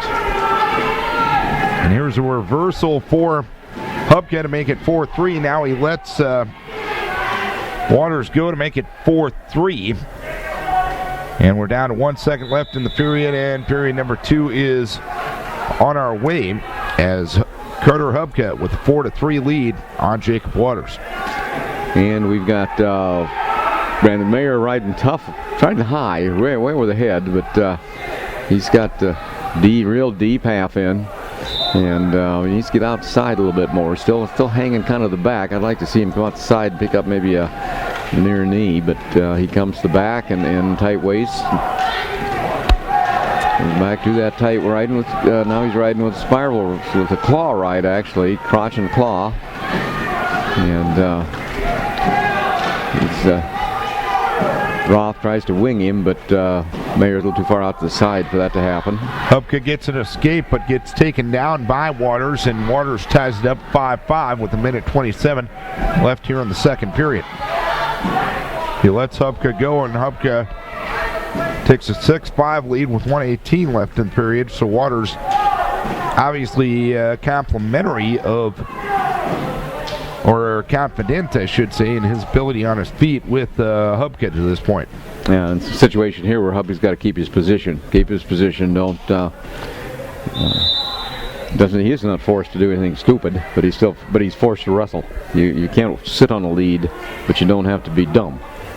And looks like he's doing a pretty good job of that. Reaching for a double there is Waters, but they go out of bounds with 48.8 seconds left in the second period. Hubka leading by a 6-5 margin. We go into the third period with Brandon Mayer leading 4-2. Mayer goes down. Ryan Roth unattached. Cedar Falls JV on top. Mayer's turned into him. Grabbed a leg. Kind of facing each other. Each boy has each other's leg. But Roth from Cedar Falls has the advantage. Something has changed, really.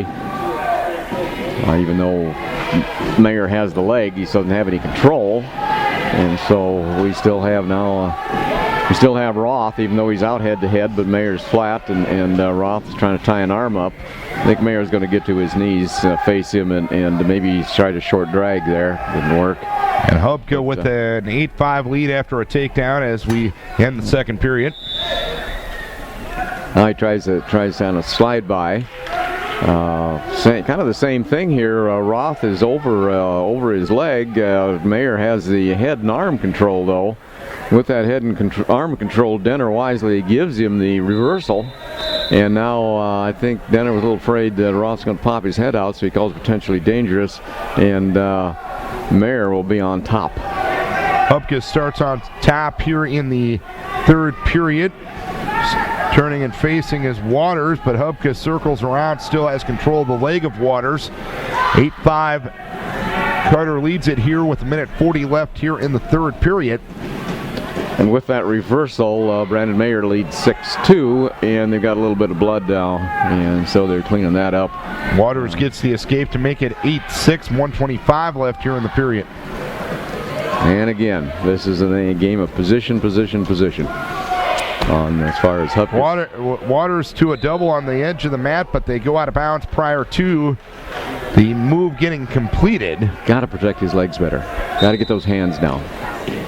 And my man over here, Mayer, is still on top. Now 6-2. An 8-6 lead is Hubka backing up out of the shot. Now he takes a shot from a long ways away. His head is on the mat. He's got his arm around the right leg of Waters right now. 1:03 left here in the period. And a stalemate called by Pagel with 1:01 left here in the third period. And we've got a situation now. Mayer's still kind of high on top. Looks like Hubka could almost come through underneath him, but Mayer's got his legs spread wide. He's out to the side, and now he's looking to lock up a cradle. Hubka warned for stalling now. Hubka able to get to the underhooks on a shot attempt by Waters. Hubka steps through and is able to get the takedown. The Cedar Falls coach is not liking that, but here's Waters getting the reversal back, so it's 10-8 Hubka. Waters lets him go to make it 10-9. 25 seconds left in the period. He can take a stalling call too. It's ahead by 2.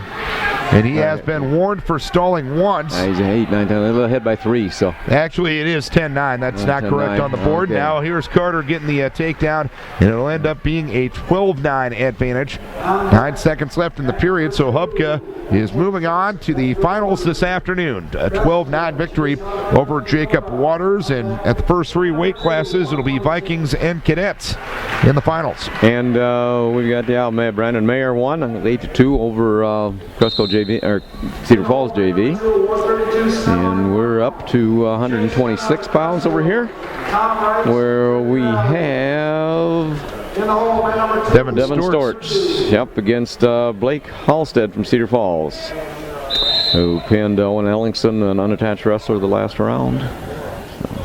And Nathan Feldman of Dubuque Hempstead is taking on Connor Slivka of Cresco, the 1 and the 4 seed, going on with one another. And Devin, I think it's probably the second time down at 26. I believe so, yep. And So we'll see how Feldman, or Halstead rather, from Cedar Falls is in on the leg, but Devin got it back away. Number 126. In the hole, mat number 132 semifinal. Rock Whitemarker, Cedar Falls. And we've got Feldman from Hempstead over on the mat number 1 against Connor Slivka from Cusco. And over on mat number 2 here, Devin Storts is deep on a leg, head inside, so deep on a head inside single, but Halstead whizzes out of it and goes in for a shot of his own. Devin's in with a front headlock now. Halstead's head pops out and they come up neutral, facing each other.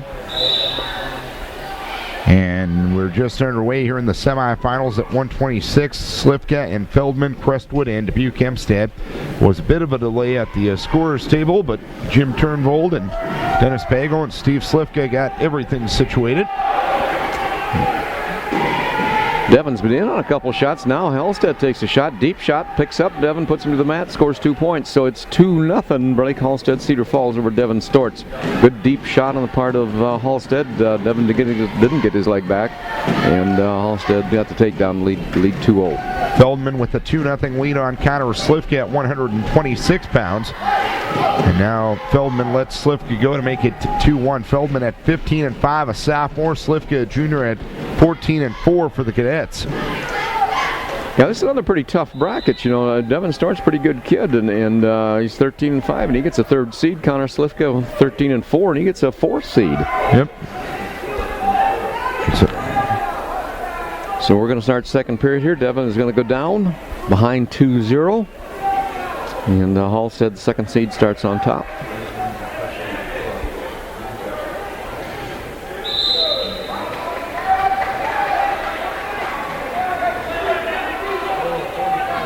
Devin in on a switch, comes around, grabs the leg, keeps moving the switch, but Halstead keeps following.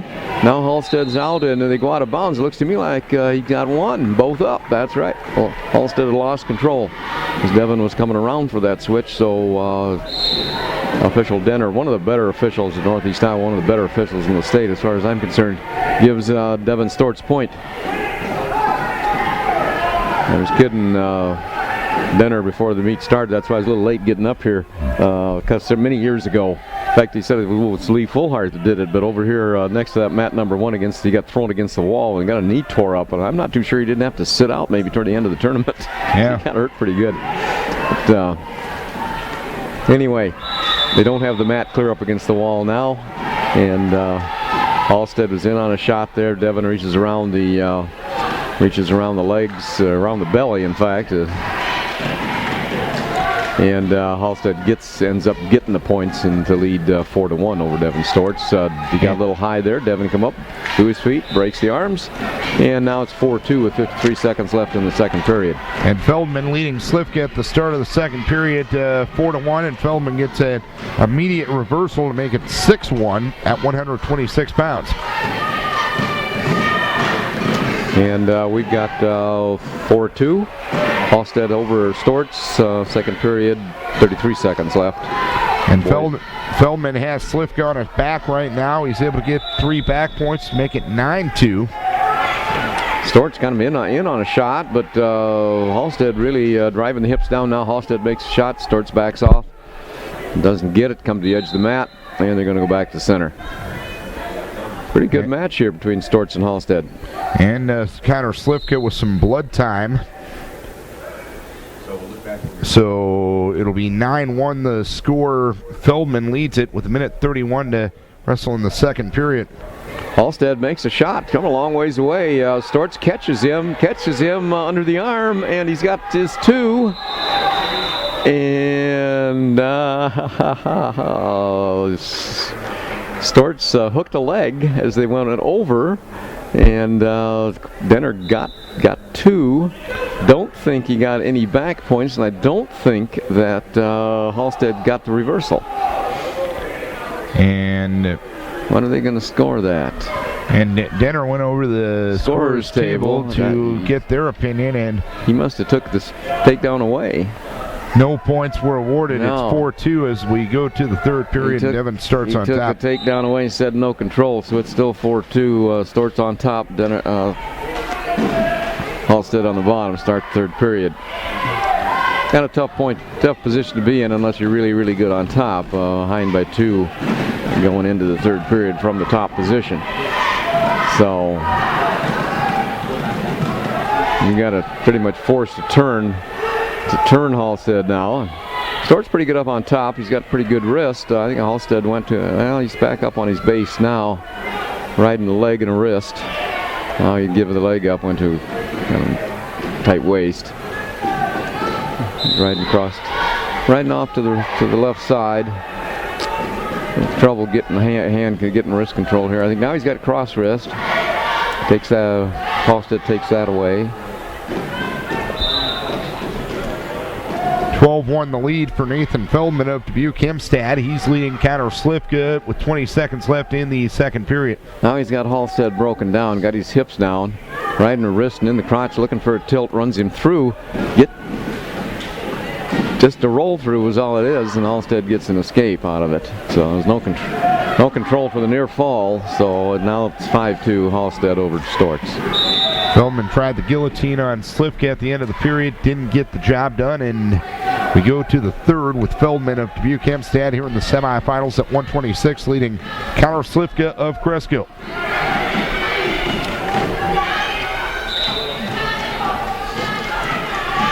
We start the third period with Slifka on top.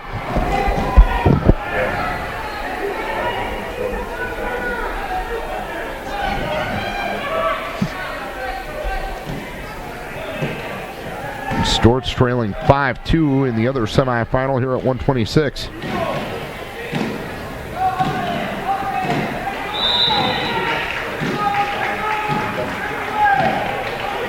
And that's the end, and it's 5-2. Blake Halstead over Devon Storts. So Halstead Cedar Falls moves on to the finals. He becomes the first non-Crestwood or Decorah wrestler to make the finals today. Feldman still leading by a 12-1 margin, 1:10 left here in the third period. I see Coach Sockwany out there talking to Coach Denner. But, yeah, I'm sure Coach Sockwany thinks there should have been 2 there. And I could tend to agree with that. But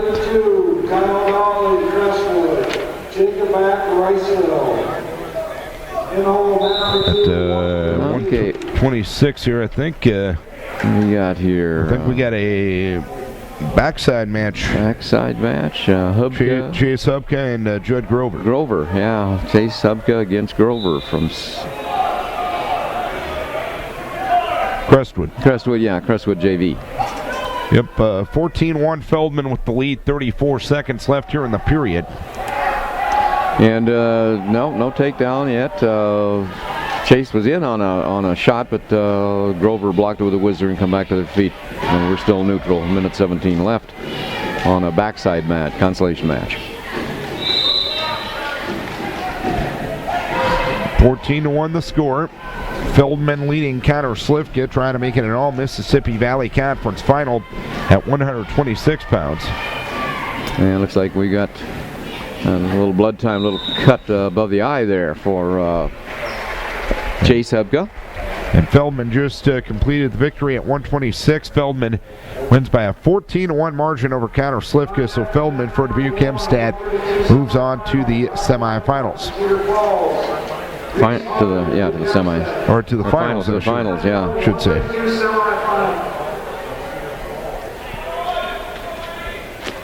And we're still cleaning up the blood over here. Chase got his cut patched, and we're ready to go back at it. This is one of those situations where the first 4 were pretty well matched. They get 14-5, 13-4, 13-5, 15-5, but then the talent falls off quite a little bit. So we'll see if Chase Hubka could have a chance maybe to wrestle back for third. Be nice to pick up a few wins on the backside of the bracket. Of course, Chase not being scored as a varsity wrestler today, but it's nice to win matches. Oh, no doubt about it. And, that's where tournaments like these are won. I mean, those guys on the backside that lose in the first round and show that mental toughness to come back and you bet, and score points. Points. And even if he doesn't score points, I'll probably give you the medal, third place medal. So exactly. That's something to bring. That's something pretty for a kid to bring home. Every kid that goes to a tournament likes to bring home a medal, and it doesn't always happen at the high school level. Yep. And there's been some Decorah JV kids that have done some nice things over here. Of course, you remember Tyler Rinkin, a JV kid as an 8th seed, pinning his way through this tournament. Yes. Yep. And Tyler will tell you about it every time he talks to me. No. I pick on Tyler because we like him. So. I've seen some other times when some kids who weren't the Lee Full Hearts, Decorah have done some really good things in some tournaments and some dual meets too. And looks like starting the second period, we're going to have Judd Grover from Cresco go down. Score is still 0-0. Coverage today brought to you by Quandall Construction in Decorah. 34 seconds left here in the first period. We are at 126 on the backside of the bracket. This is Owen Ellingson of Crestwood and Andrew Moroshi of Riceville, and we are scoreless. Crestwood's JV wrestler Owen Ellingson. And oh, come on now. We're going to get called for locked hands. Grover sat out, and Hubka's hands overlapped. He didn't lock anything, but they overlapped as he sat out, and yeah, that's all it takes. So he's down 1-0 now on top, riding with an ankle. Grover tries to sit out.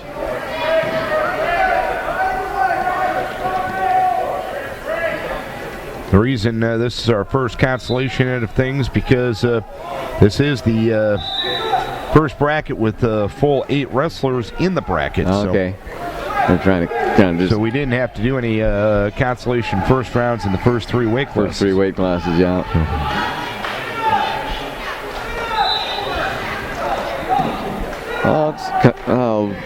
Grover tries to sit out switch, leaves his arm behind. Chase, pretty good job of catching that and bringing him back to the mat. Oh, he's out to the side, but he's got an arm. Tries to kind of throw him over. He might. It looked like maybe he might be losing it, but the arm got tied up underneath. Grover's arm got tied up underneath him, and official Lundvik said that was a chance of maybe twisting it the wrong way. He called it potentially dangerous, and so Judd Grover goes back down again sits. Chase follows him nicely, and he's got him broke down, getting him extended, but Grover doing a pretty good job of keeping his arms away. Comes back to his knees, comes up to his feet. Chase brings him, pulls him back down. A little trouble breaking him. Grover's doing a pretty good job of getting off his belly. He's not getting himself extended. Now he is, but we're fighting hard to get back. Ellingson of Crestwood in the backside of the bracket now leads 4-0 on Andrew Moroshi of Riceville.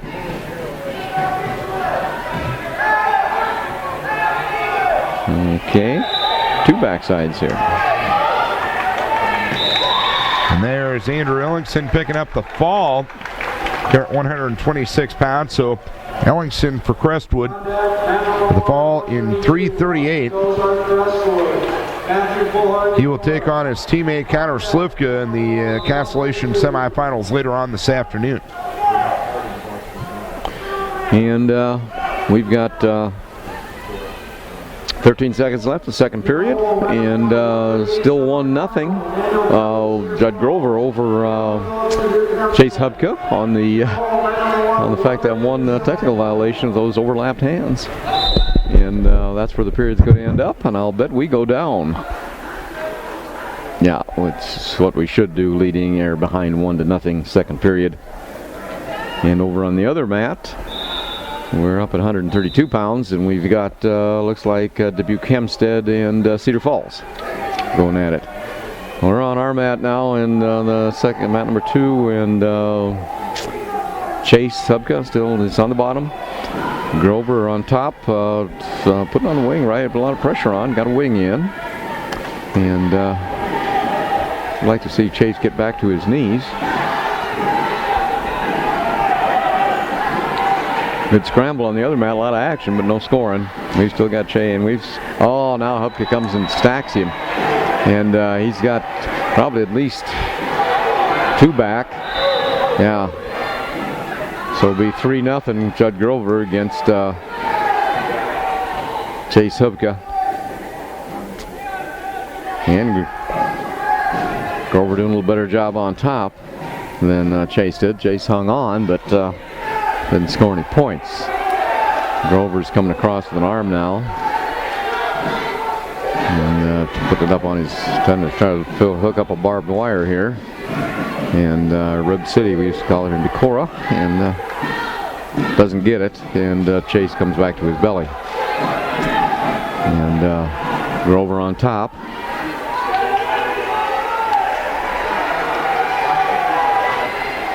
Up at 32 on the other side, we've got Dan Kelly. We got 32 on the other side. We got Cedar Falls and Hempstead, the bottom side of the bracket. 32. And that'd be Brock Weidenbacher of Cedar Falls and Reese Howder, 7-2 winner over Matthew Fullhart. And it looks like 2-2. We've got timeout in the third. So the end of the third period, Chase Hubka has lost 3-0 to Judd Grover of Cresco Unattached.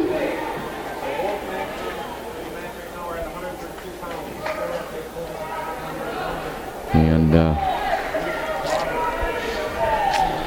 starting now on the mat number 2, looks like, what do we have here? We've got Turkey Valley. 132, this would be Tom Reichs and Chase Linhart. Yeah. And there they are. And we have Cedar Falls and Dubuque Hempstead on the other mat at 132. Brock Wiedenbacher and Ross Howder. And Reichs come out of the 5th seed, actually. 14-7 record, but he beat Jacob Back from Riceville 7-1. So Reichs and Leinhard. You've got a real good match over there on that side. And it's 6-2 here in the second period. 134 left as Dubuque Hempstead's Ross Howder, the 2 seed, and Brock Wiedenbacher, these 3 from Cedar Falls. And Wiedenbacher in the down position as they restart with 1:34 left in the second period. Lenhart, the top seed, and Reichs, the 5th seed for Turkey Valley. If they seeded again that situation, they could have drew those brackets. Obviously, Leinhard get 1. Probably Howder get 2.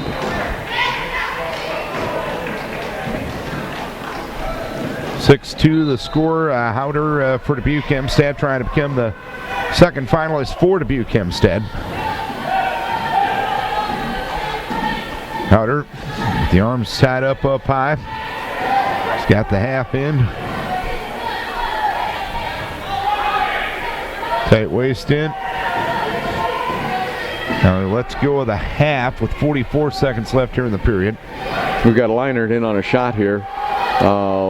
Reichs is reaching through the crotch, trying like a freestyle crotch lift here. Official Lundvik says no control yet, Leinhard's got to turn now. He turns in, tries to get across the face, and Reichs trying to come up on top from behind, and that's why there's no score, even though it looks like, well, yeah. Leinhard could get completely across Reichs' body, but Reichs has got a leg trapped, and so they go out of bounds that way, and there's no points. 6-2 the lead for Howder of Dubuque Hempstead. 19 seconds left here in the period. And that is period number 2. We have no score over here on mat 2 between Tom Reichs, Turkey Valley, and Chase Leinhardt of Cresco. Leinhardt makes a shot from quite a ways away, but he's got a head inside single, and he sets Reichs to his butt, but time has run out.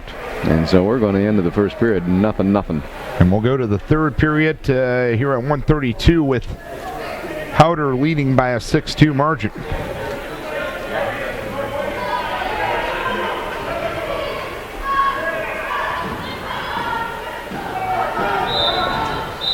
Leinhardt starts on the bottom, turns. In fact, Reichs tries to hang on, gets put to his belly.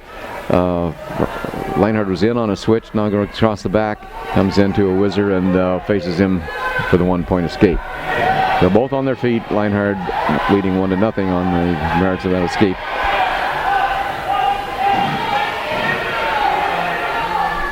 (6-2) the lead. Howder still leading Weidenbacher of Cedar Falls, and Howder able to get a reversal. And now he takes an 8-2 lead with 1:25 left here in the third.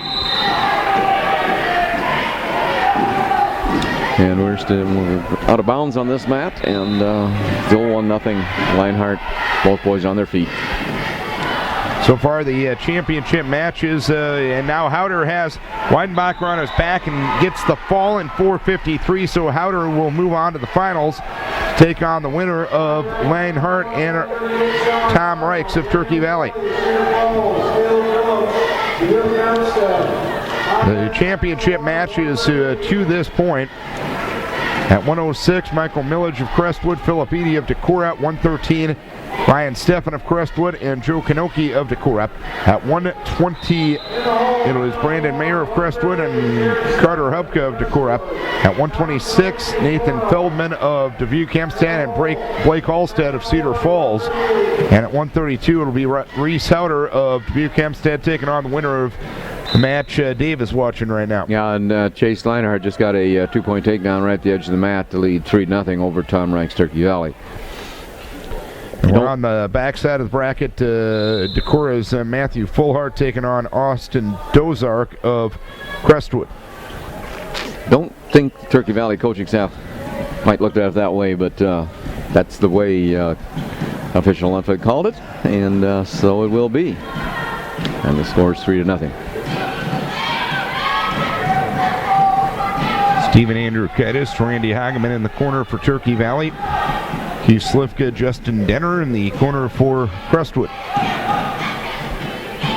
So we could have some situations where we have a father-son coach and official. Of course, Justin hired here a couple of years ago, just good young kid. Yeah, it's nice to see a 23-year-old kid showing that passion for the sport, because look at a lot of coaches around. They've been around for a while, and it's time for the next generation to step up, and Justin's going to be one of those guys leading the sport here in this area for quite some time. He's a great kid, and the great family, and even though he wrestled for Waverly, he's still a pretty good kid. Yeah. It's quite a handicap to overcome. Here we got Leinhardt in on a leg. Send cards and letters to Dave Homdahl. Oh, yeah, that's okay. That's okay. Waverly's had a great program for a number of years, and they still have some pretty darn great wrestlers left there. Yep.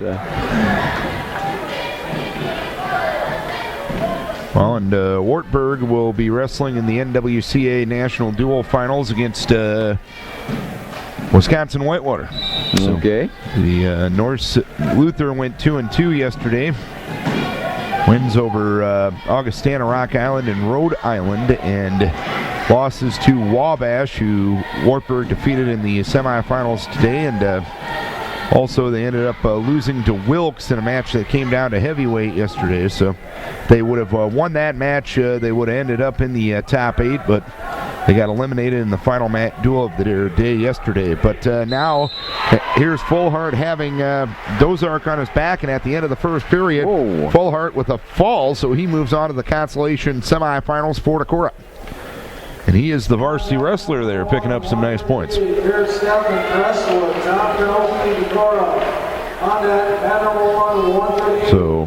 Lenhart and Reichs still at it. Lenhart looks like he is going to be the fourth wrestler for the Crestwood Cadets to make the finals.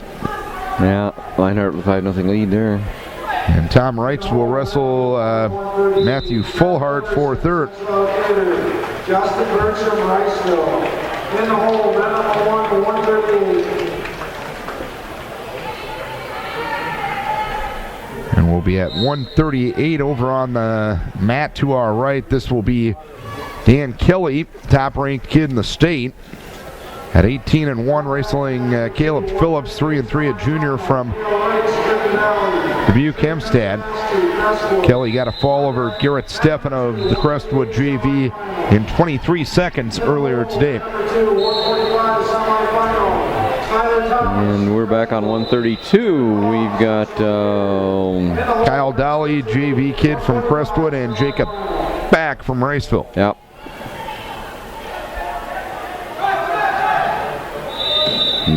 Dolly. And also they go out of bounds, nothing.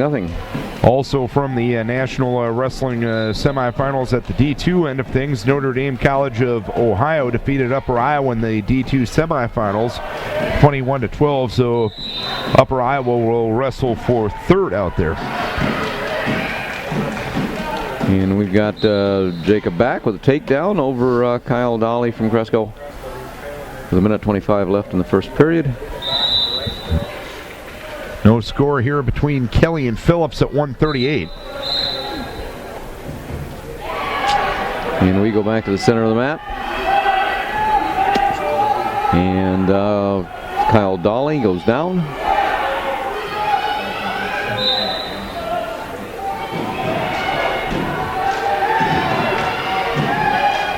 I see Cresco has a number of seniors. Dolly here is included, wrestling unattached up off the JV against varsity. It just tickles me to death to see senior kids that are still out there battling for a spot on the team and doing their team a lot of good, because you need these people in the bracket, like Kyle Dolly here, even though he's Jacob Back, the 4th seed, has him scoring near fall points now, but you need these kids in the room. And they go up out of bounds, and Dolly's still going down behind 5-0. First period. And Kelly gets a late takedown here at the end of the first period, so Daniel Kelly now getting some back points. At the end of the first period, he'll turn that takedown into a 5-point move on Caleb Phillips of Dubuque Hempstead, and Kelly will lead 5-0 going to period number 2. Actually, it'll be 4-0.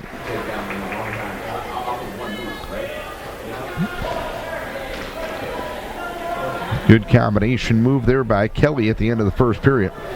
Yeah, he's not rated number 1 for nothing. Yeah, exactly. Yeah, I see Dubuque Hempstead, they chose neutral. They don't want to go down underneath him anymore.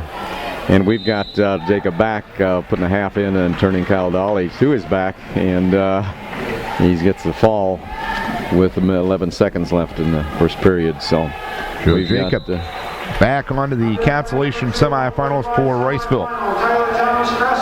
And you'll have a semifinal at 138 with Caleb Reichs of Turkey Valley and Trey Pekanowski of Crestwood. And Pekanowski looked pretty good the last period, or last round. We'll see what he can do here against the 3rd seed, Cale Reichs, 15-9, and a freshman. Pekanowski, a sophomore, 18-7. And they go out of bounds. It looked like very close to a takedown, but no control.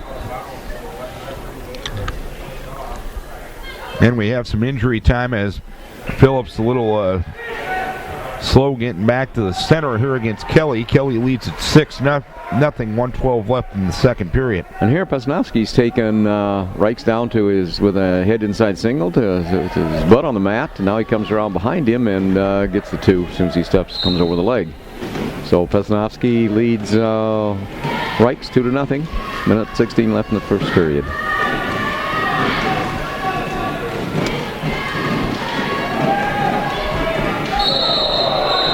And here is Kelly tried the throw, but Phillips going to get called for the illegal hold that time. So it'll be a 7-0 lead for Phillips. And we've got Pesnowski riding Reichs pretty hard with a 2-0 lead. 42 seconds left. Now turns Reichs loose, and it scores 2-1. Pesnowski moving toward the edge of the mat. Pesnowski snaps down the head, but Reichs is almost completely off the mat.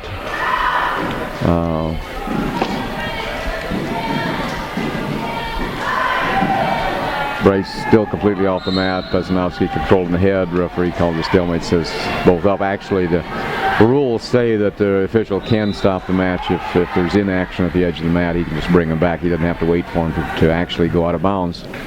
Kelly with 3 near fall points on Phillips now. Pesnowski did a nice job with the power half, turning Reichs to his back, and he's getting not only got the takedown, but he's getting the near fall points. And there's no time left, but he got 3, so he'll make it 7-1 in the first period. Nice job on Pesnowski's part with that power half. He's going neutral. Starts second period. And Kelly gets 3 back points at the end of the second period, so Kelly will lead at 13-0. Daniel Kelly, the top-ranked kid for Cedar Falls, leading Caleb Phillips for Dubuque Hempstead. Nice job in on the legs, and turned Reichs to his back. Ended up, he went to the mat with a half, had a half and a leg, and he gets the fall. So Trey Pesnowski will move on to the finals for Cresco.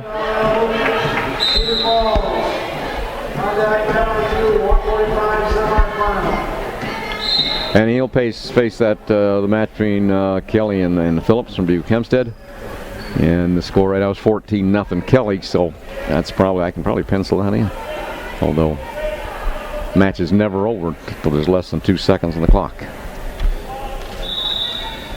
That's how long. Another cool thing about wrestling. That's 14-0 right. deficit, 1:24 left. And then the other guy. It ain't over. No, it ain't over.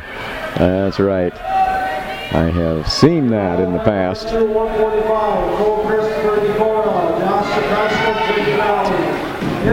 Looks like out here we've got Tyler Thomas at 145 in Cresco. And Kelly just finished up the tech on Caleb Phillips, so he gets tech in 5:02, 16-0. So he will move on to the finals. And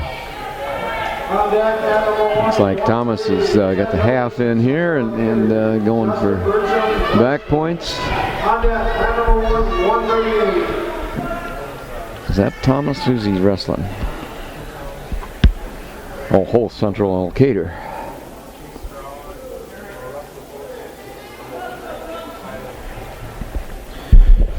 And also here at 138 will be Garrett Steffen of Crestwood on the backside of the bracket. He will take on Tom Kanoki of Decorah on mat number 1.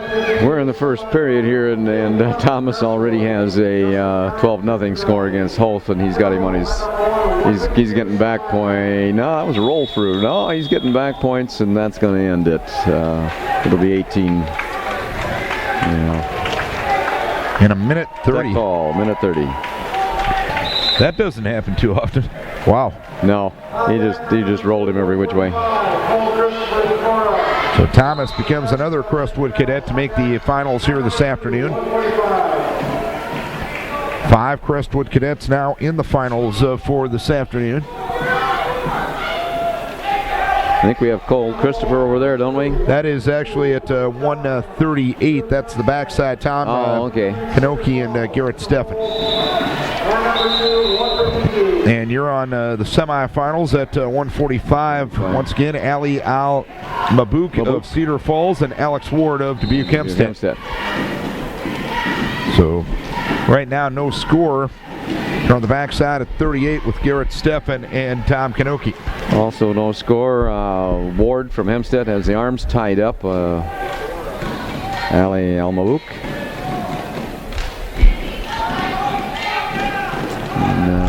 Ward looks for an underhook.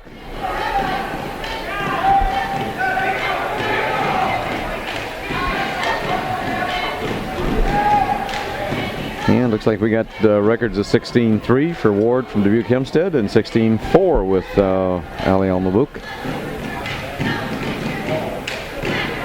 So it could be a pretty even match, at least if you go by records. Second and third seeds. It's one of those times in the seedings meeting, a lot of time coaches just say, we don't care, take second, take third, we'll meet in the semis anyway. And that certainly happened here.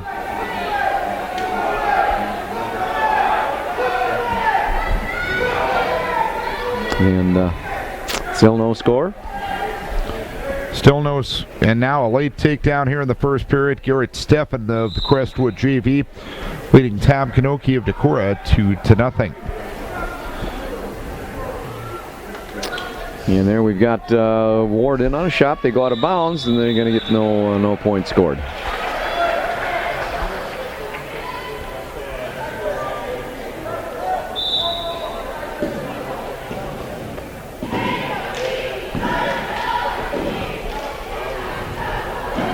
Still nothing. A 1:45 semifinal match between Ward of Dubuque Hempstead and Almabook, Cedar Falls.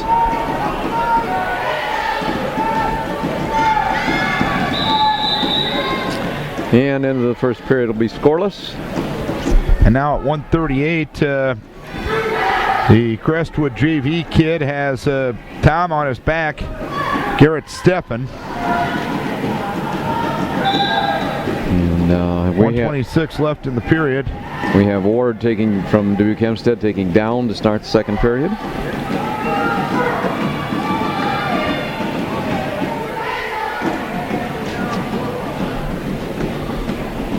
Ward freeing his leg up, trying to move out to face him, and he comes to his feet, and he does. And so we have Ward leading Almabook. We'll score 1-0 in the second period.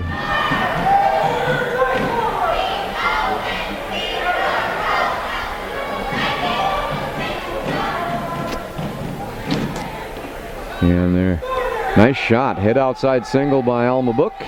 And he's got Ward's leg up. Now he trips him back to the mat, and so Almabook will lead 2-1 in the second period with a takedown.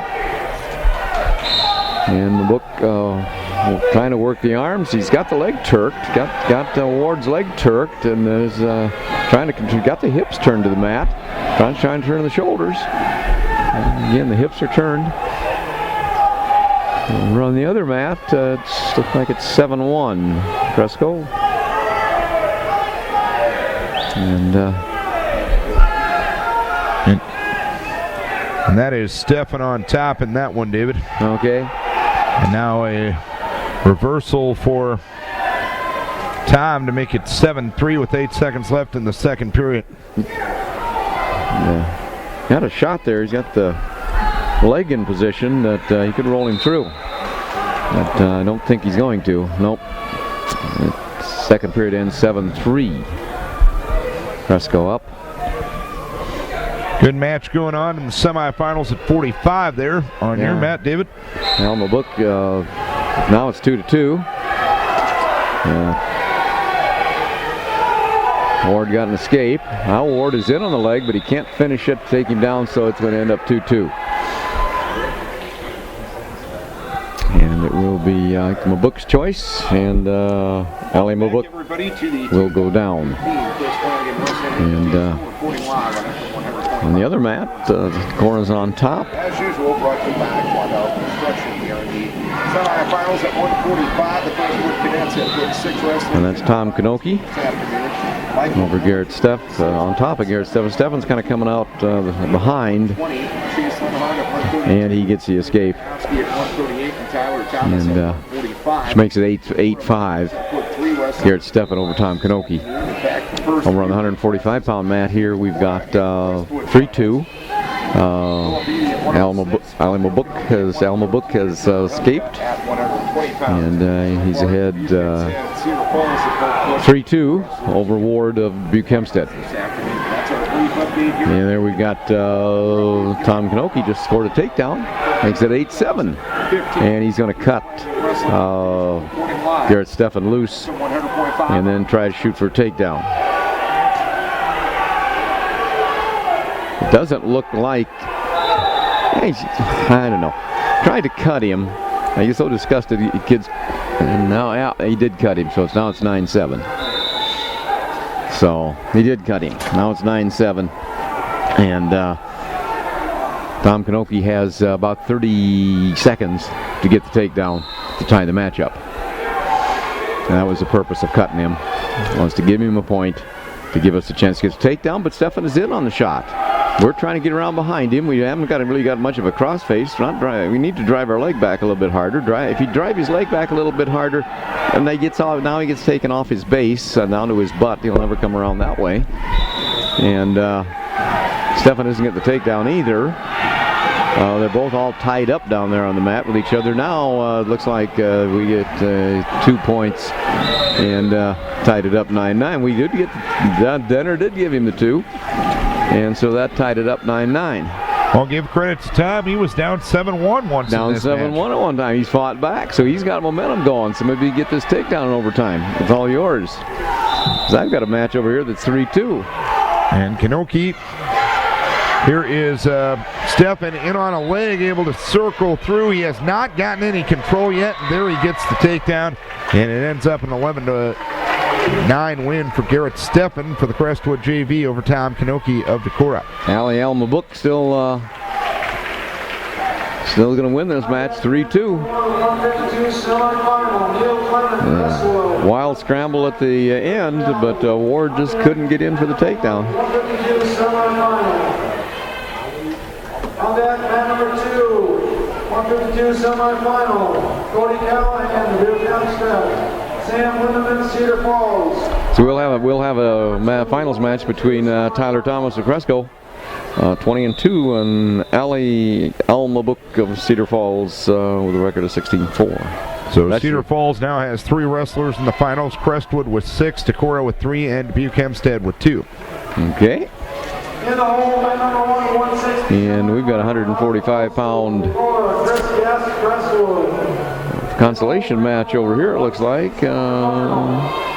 This is here Cole. We got Cole Christopher against Josh Tetska. From Turkey Valley. And Cole has went in after the takedown. Now he's got a ball and chain tilt, but no points out of it. Now he's rolled him through again, but that's all it was. So roll through, and Vesteca comes up. Cole lost his grip on the wrist, and he gave up an escape. So it's 2-1, Cole Christopher, or 4-1, excuse me. And we are on the backside at 138. Ted Hilgerson of Central Ocator leading Justin Bertram of Riceville 2-0. And Cole just got the takedown, so leads at 6, leads Vesteca 6-1. And Vesteca's down. And there's short time, 53 seconds left. And Christopher would have liked to let him up, and coach just said keep him down. And Vesteca makes one move, and then stops. Cole, tight waist, brings him to the mat. Still riding with the tight waist and the near wrist. Trying to put the wrist up on the back. Now let's go the tight waist. Try to get that 2 arms. Try to get the foot. Now he's got the arm up on the back. Now he's going to. Now he comes across the head and keeps that arm across the back. Needs to get under that arm, lift the shoulder, which he has now, and Vesteca goes to his back, and we're getting back points. And Ted Hilgerson of Central Ocator just got the fall in 141, as did Cole Christopher. On that, man number 160 semifinal.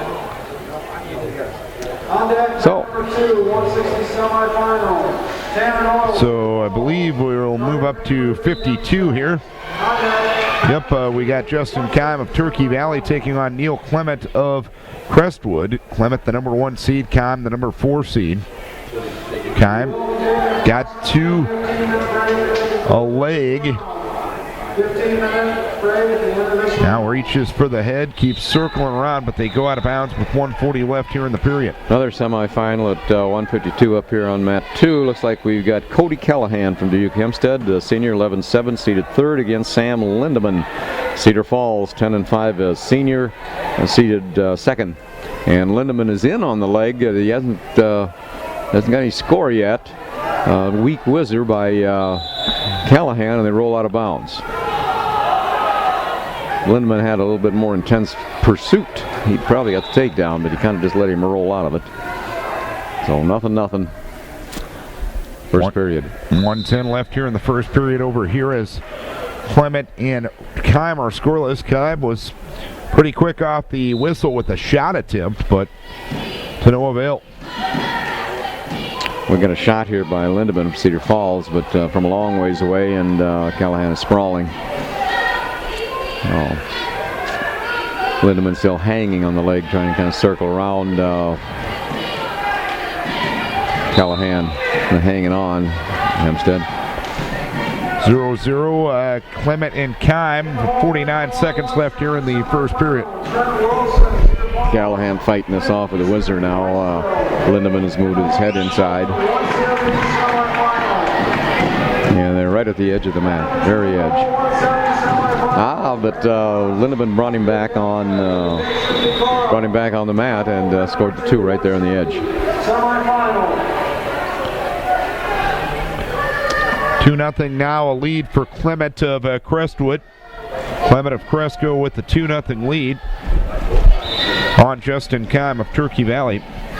Lindeman starts on top with 30 seconds left, riding with a tight waist. Looks like he's trying to pick up a far arm here, maybe cradle something up, but Callahan gets to his feet, but Lindeman Cedar Falls drives him out of bounds. And at the end of the first period, Neil Clement for Crestwood trying to become the 7th cadet to make the finals this afternoon. He leads by a 2-0 margin. And we've got 26 seconds left, 2-0. Sam Lindeman, the 2nd seed over Cody Callahan, the 3rd seed. Callahan from Hempstead. Lindeman's trying to work a cradle now. And I can't see whether he's got the hands locked up or not, but he's across the head. Nope, hands weren't locked up, so he gave that up. And Clement quickly to his feet after starting in the down position. Afterwards, they go out of bounds. No change of. Lindeman's quite a cradler. He slipped to the other side and locked up a cradle on Callahan. And time ran out, but he got 3 back, so he's going to go up 5-0.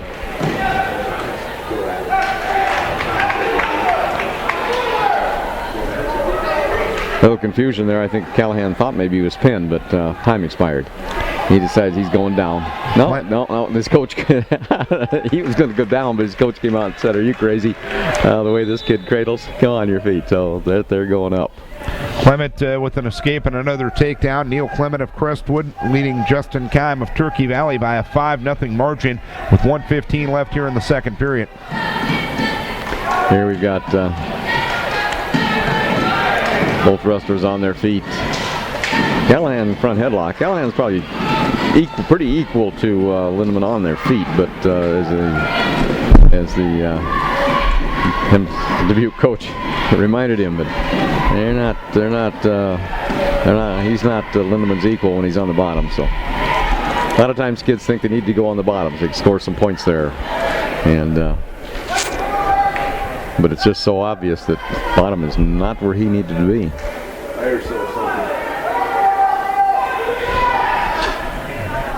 Clement leading by a 5-0 margin over Justin Keim on mat number 1. 30 seconds left in the second period there.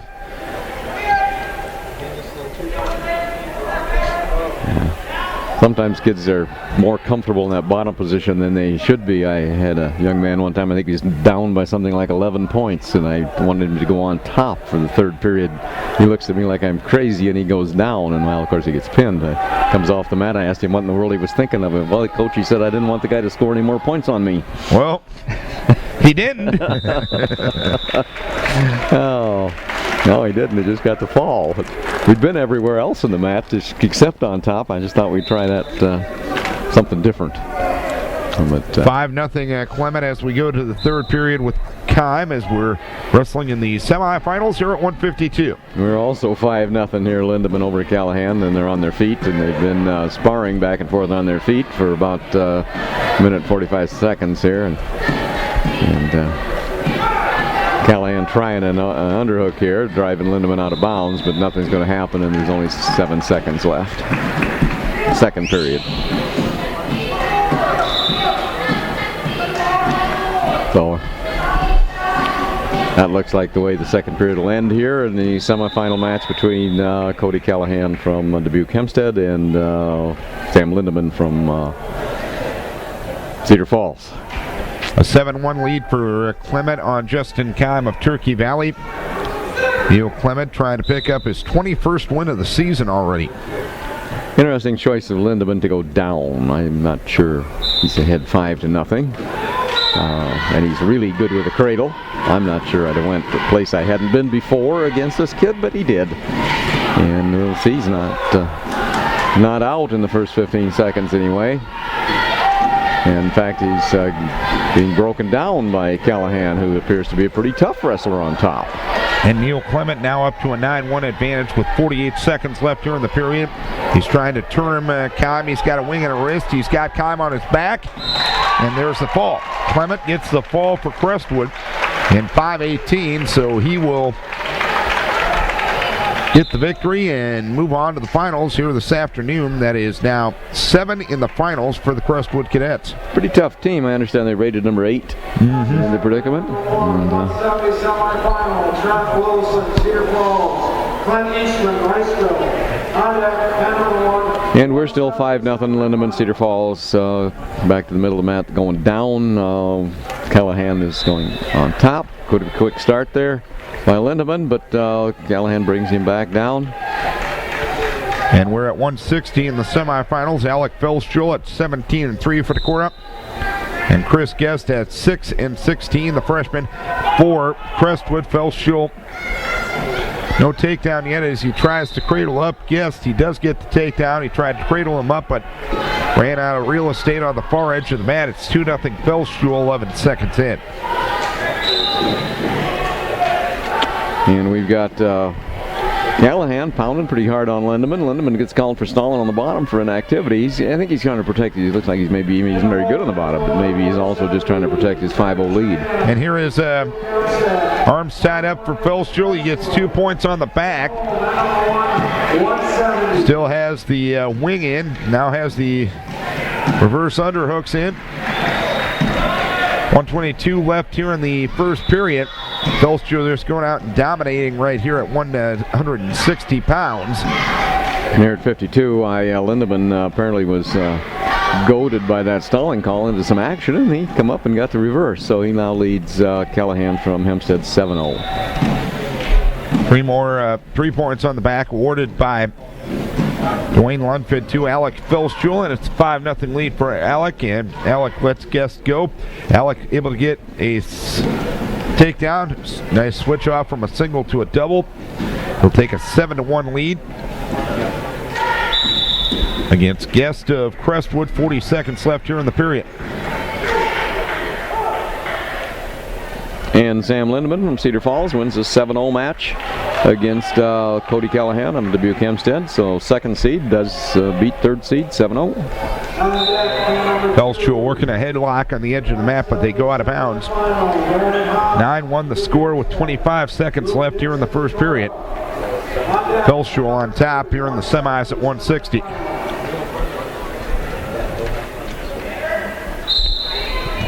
Only a 5-man bracket at 160 today. And it looks like I've got a 160-pound semi here. Tanner Doyle, Cedar Falls, against Carter Kramer, second seed from Dubuque Hempstead. And we've got Doyle with a takedown. Cedar Falls in the hole. That number 2, 182, semifinal. And Doyle, freshman, riding pretty tough over at the edge of the mat. They go out of bounds. 22 seconds left in the period on the restart. Alec Felschul leading Chris Guest of Crestwood by a 9-1 margin. 10 seconds left here in the period.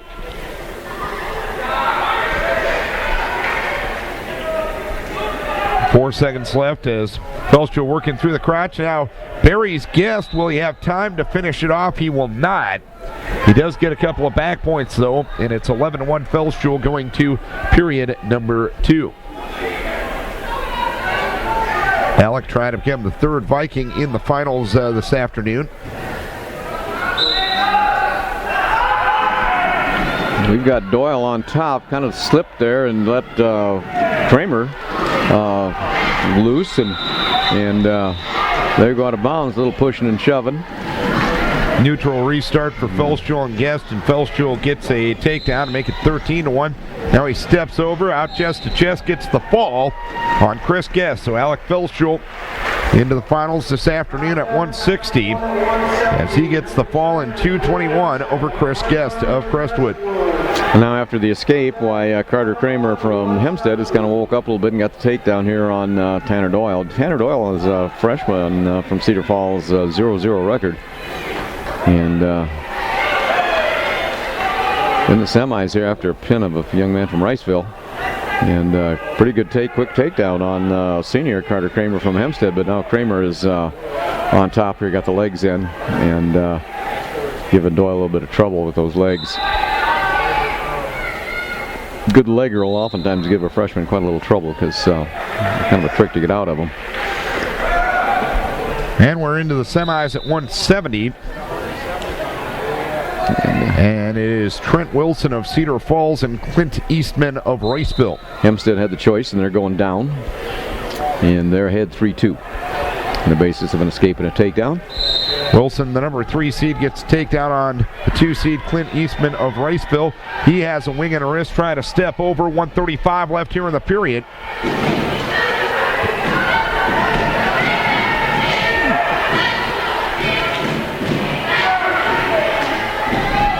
.122 left in the period now.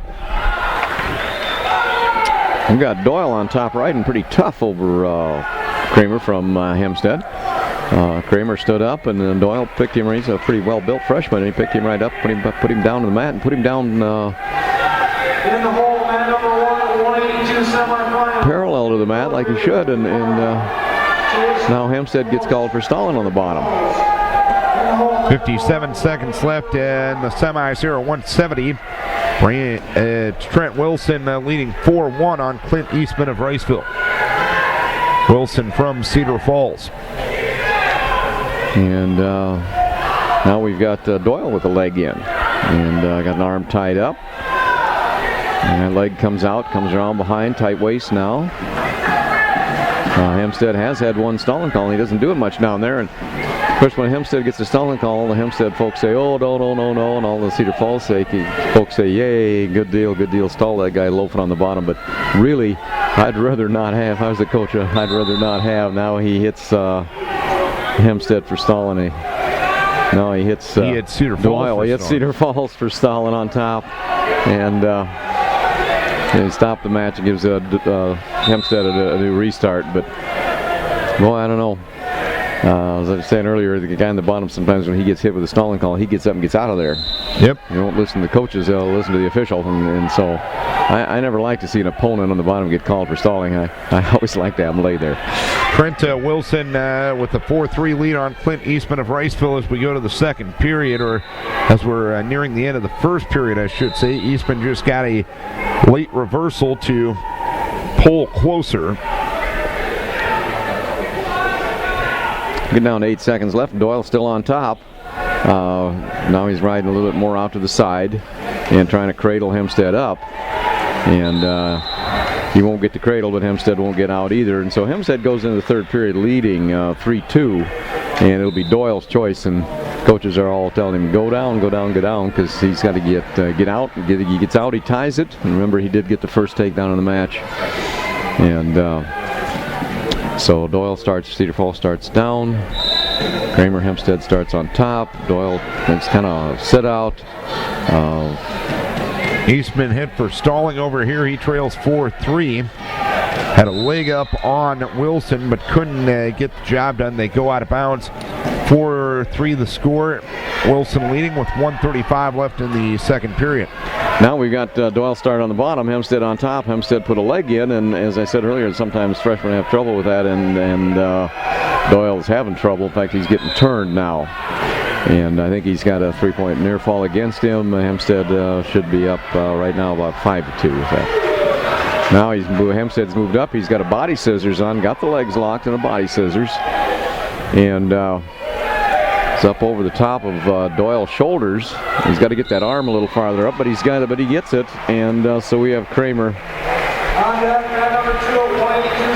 winning by fall over Tanner Doyle of Cedar Falls.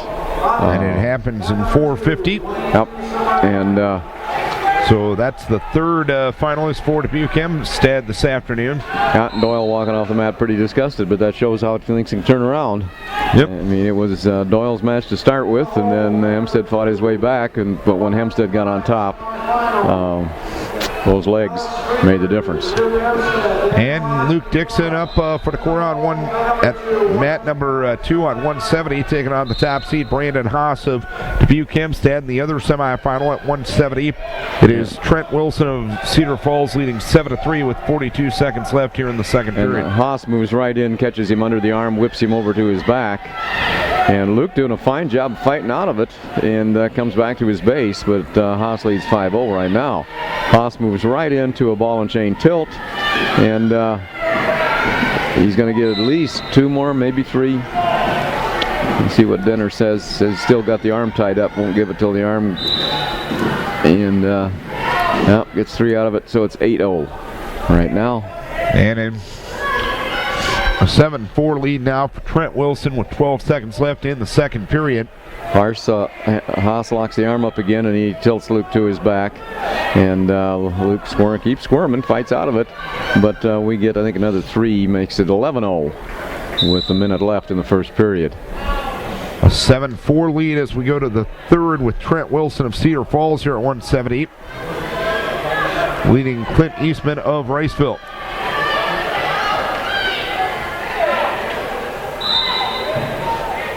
And Dixon in trouble over there at 170. Yeah. Haas is seeded number 1 for a really good reason. Pretty tough kid. He moves from one thing to another. He's got 3 more.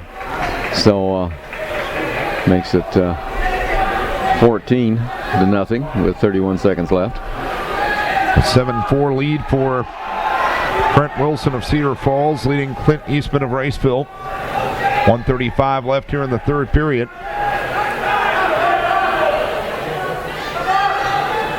And Haas is... and Wilson able to get away on an escape to make it... I think that should be 8-4, but I'm not exactly sure there. So.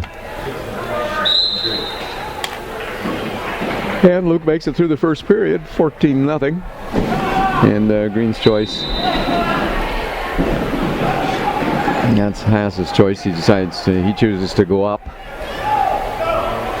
And with a 14-0 lead, I don't know why he wouldn't, and he's going to actually cut him loose. And he's going to take an optional start. And sure, an optional start, and he goes right out the side, tries for a whip over. Luke spins out of that and gets the takedown out of it. Haas got out of position on that whip over, and then he went from a whip over to a headlock, and he slipped off the headlock, and Luke come down on top for his 2 points, and now Haas has reversed him for 2 more, so makes it 16-2. But I got to give Luke a lot of credit. He's down by 14 points, and as soon as he saw an opening, he took it. But he just wasn't quite tough enough to put Haas on his back. Now Haas has used the leg to turn his hips, and he's got the fall. So Brandon Haas from Dubuque Hempstead pins Luke Dixon with a minute 20 seconds left in the second period. And 16 seconds left on mat number 1. It is Trent Wilson of Cedar Falls and Clint Eastman of Riceville. Wilson leading 7-5 as we have 9 seconds left here in the third period. I'm going to 182 over here. And it looks like we've got Kevin Pape from Dubuque Hempstead.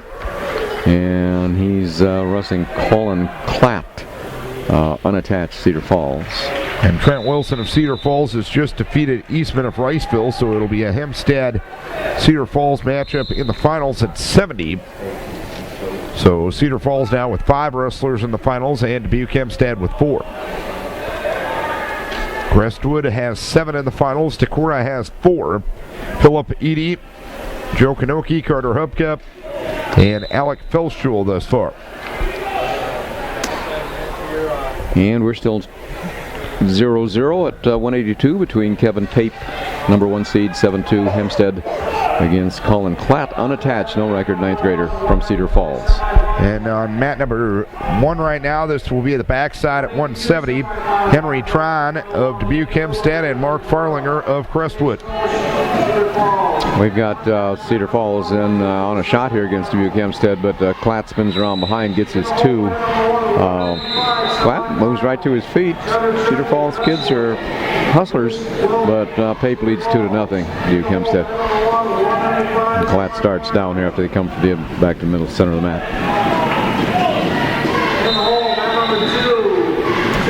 And Pape started a little quick, so he gets a caution. We're going to do a restart. In the hole, mat number 2, 220 semifinal.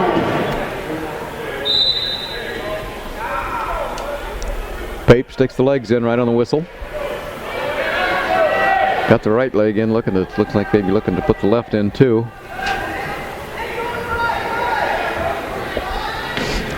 Quite a little hip pressure in, got a near wrist. Henry Tron of Dubuque Hempstead has taken a 2-0 lead on Mark Farlinger of Crestwood on the backside at 170.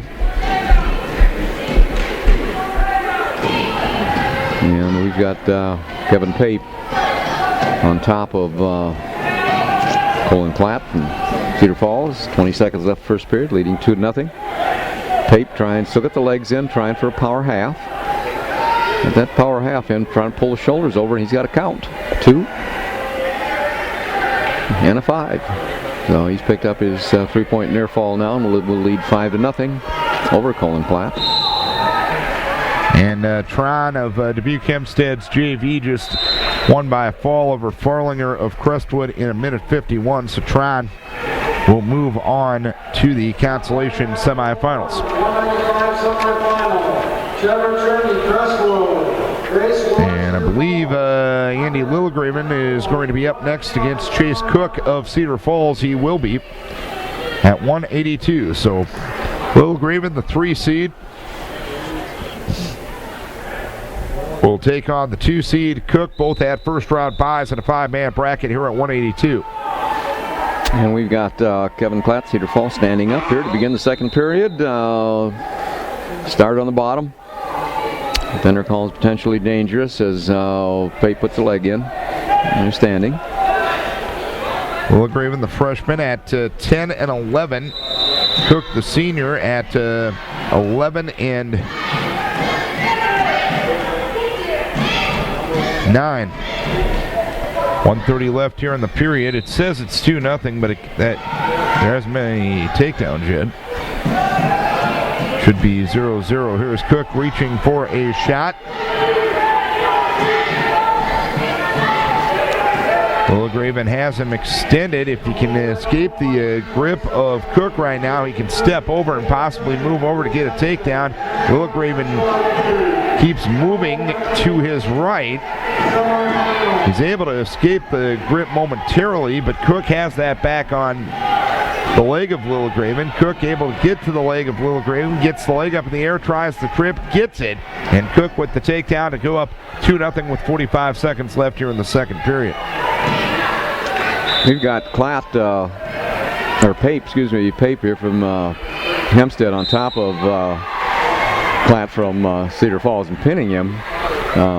Second period, minute 2 left. Klatt started down, got to his feet. Pape took him to the mat and stuck that half in and to put him to his back. So we got Pape from Dubuque Hempstead.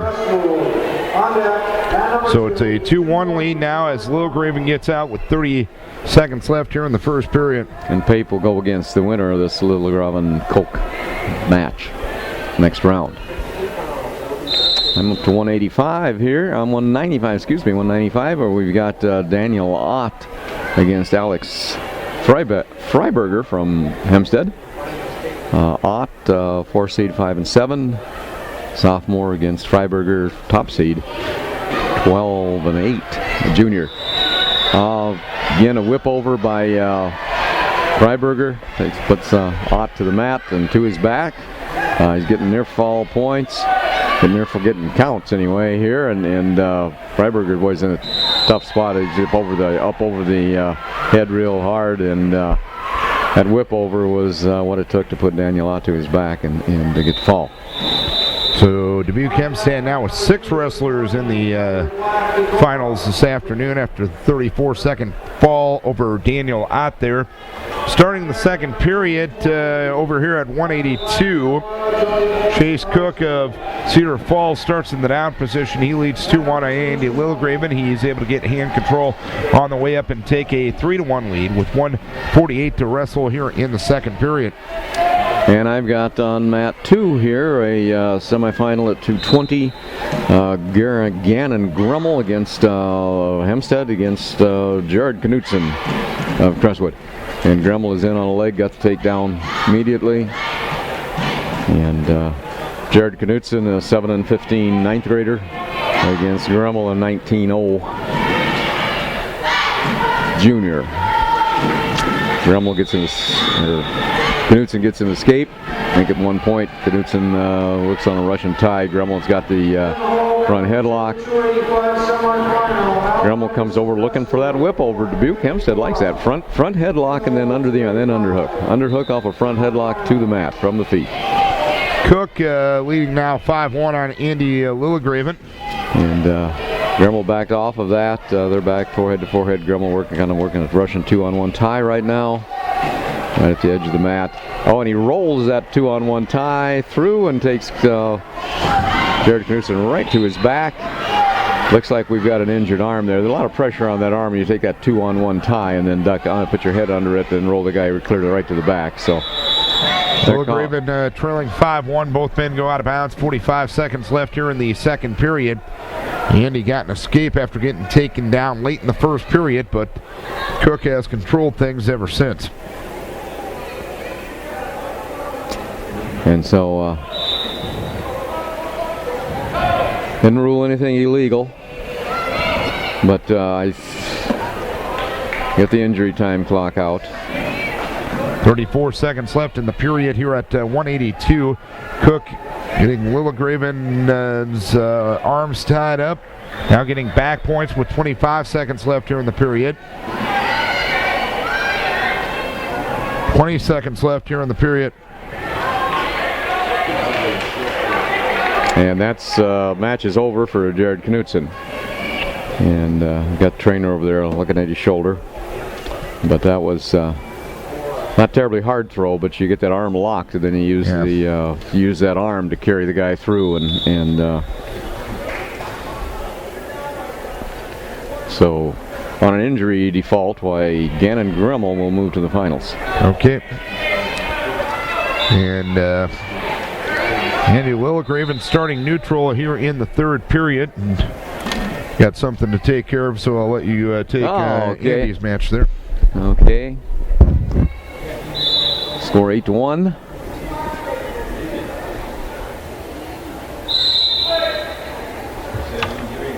And get a 1 point, looks like. Make it 9-1.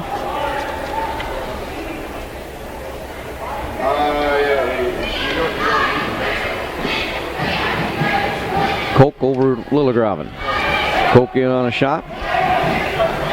And makes a nice double leg, head to the outside, gets the takedown, make it 11-1. And Koch on top. Koch the second seed, 11-9, Lilgraven 10-11. On deck, mat number 2 at 285, semifinal, Allen Irish and Crestwood, Bullheaded Canditora. On deck, mat number 2 Koch riding on top. Third period, minute left. And Andy gets to his feet. And good hand control, gets the escape, makes it 11-2. And we've got both boys head to head now. In the center of the mat.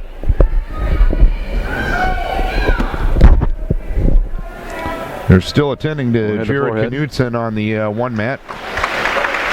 And now he's able to get to his feet, and sportsmanlike applause from the crowd. 11-2, Lilligraven trailing here with 30 seconds left here in the third period at 182 pounds.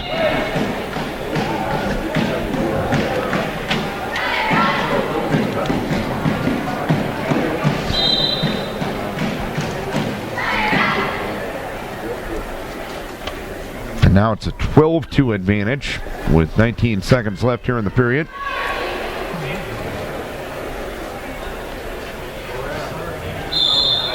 And a stall warning for Cook with 10 seconds left here in the period. So Cook will become the 6th finalist of the day for Cedar Falls. Only 4 teams, 4 of the 7 teams with finalists to this point. 7 for Crestwood, 6 for Dubuque Hempstead, 6 for Cedar Falls, and 4 for Decorah thus far as Cook finishes up the victory by a 12-2 margin. Now we're on the backside at 2:20 on your mat there, David. Yeah. And it looks like we've got Tyler Flack against Joey Ganson from Riceville. He just stuck him. Yeah. 28 seconds. Quick takedown, 28 stick for Tyler Flack. So good to see that happen. And we're over on the semifinals at 195. Trevor Trendy of Crestwood and Race Willett of Cedar Falls. And Willett gets the takedown 20 seconds in to make it 2-0. And I've got Cole Headington against Alan Iverson Cresco. Iverson the number 1 seed, Cole number 4. Iverson coming out shooting for a headlock here, and he doesn't get at the edge of the mat. Cole kind of comes up out of bounds, and no point scored. But I can see that Alan Iverson, 8-4 senior, would sure like to hit that headlock. And works if you get it. Doesn't always work though. Headington defeated Jacob Knudsen the first round. And we got them tied up pretty much forehead to forehead out here, middle of the mat. Both of them pretty good-sized boys. I think maybe Iverson might be just a shade taller.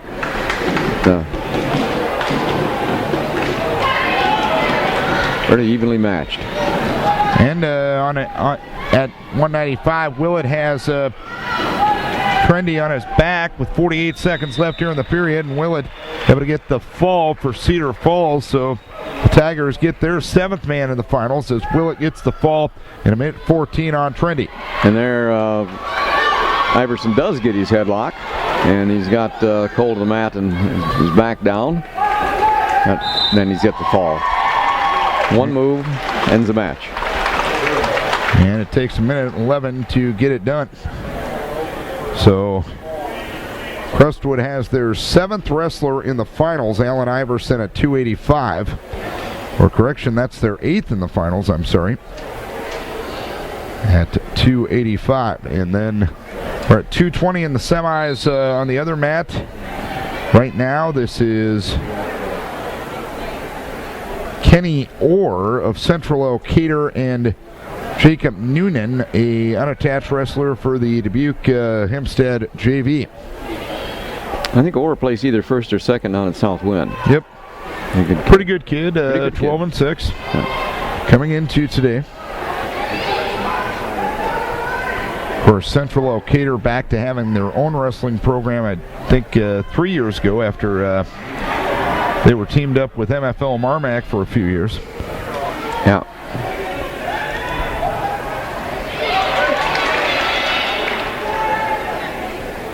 Looks like over here I'm going to have 285. I'm going to have Tanner Hareen, Dubuque Hempstead 5'5" senior against the 2nd seed Alex Stout at 3-2 as a senior.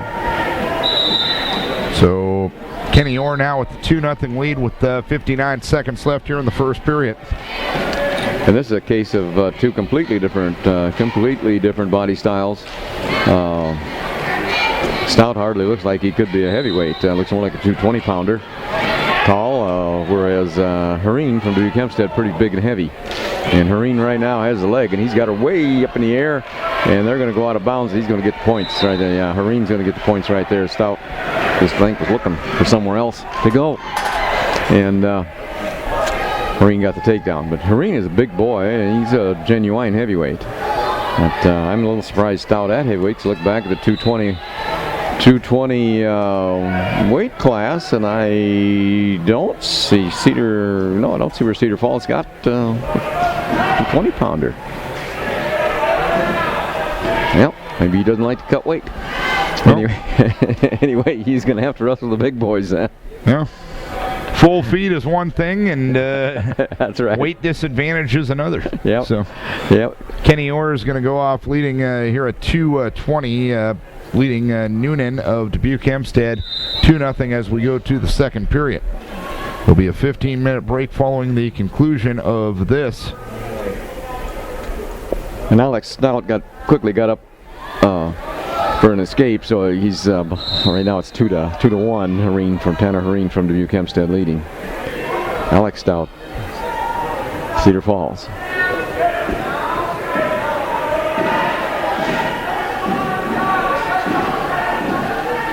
Now Stout tries a headlock out of bounds, but he ends up flat on his back, but fortunately it's out of bounds. So.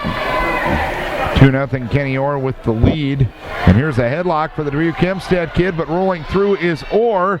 Orr able to get the reversal and some back points on Noonan now. We'll have at least a 7-0 lead. Now you hit that headlock and don't get your hips out, you can be vulnerable. Kenny Orr trying to become Central Decatur's first finalist of the day.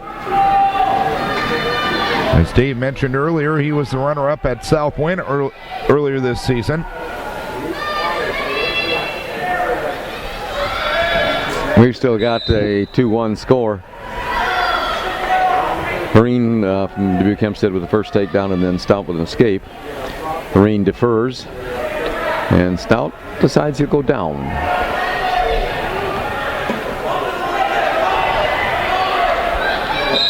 And there's the fall for Orr. Orr gets the fall in 3:20. He becomes the first finalist today for Central Decatur. So 5 of the 7 teams will have finalists today. And Stout comes up for the escape, makes it 2-2. We'll see if he's smart enough not to get headlocked again.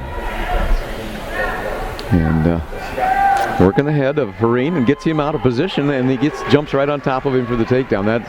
Stout is quick. I mean, he can move. Like I said earlier, he looks maybe more like a very mobile 220-pounder. And he grabbed Hareen's head and snapped him down and basically put Hareen completely out of control, and then just jumped on the back of him and scored his 2. So he's quick. And so he leads now 4-2. And he's on top of Hareen. Hareen just basically maintaining his base. Stout's got a tight waist, jumps over to the far side. And putting a lot of pressure on Hareen, laying down on his shoulders, keeping him kind of flat. And looks like he's bringing his leg up, trying to get his leg somewhere near his head so he can try cradle, but Hareen gets his leg back. So Stout is still up on top. We're trying to work the head now, but he can't get Hareen's hips over. Now Hareen stands up in a tripod, comes out, got some hand control, but Stout's still hanging on, but Hareen faces him, and he's got the escape. And 35 seconds left in the second period, a 4-3 lead for Stout. Yeah, 4-3. And if he wins, Cedar Falls will match Crestwood with number of finalists with 8.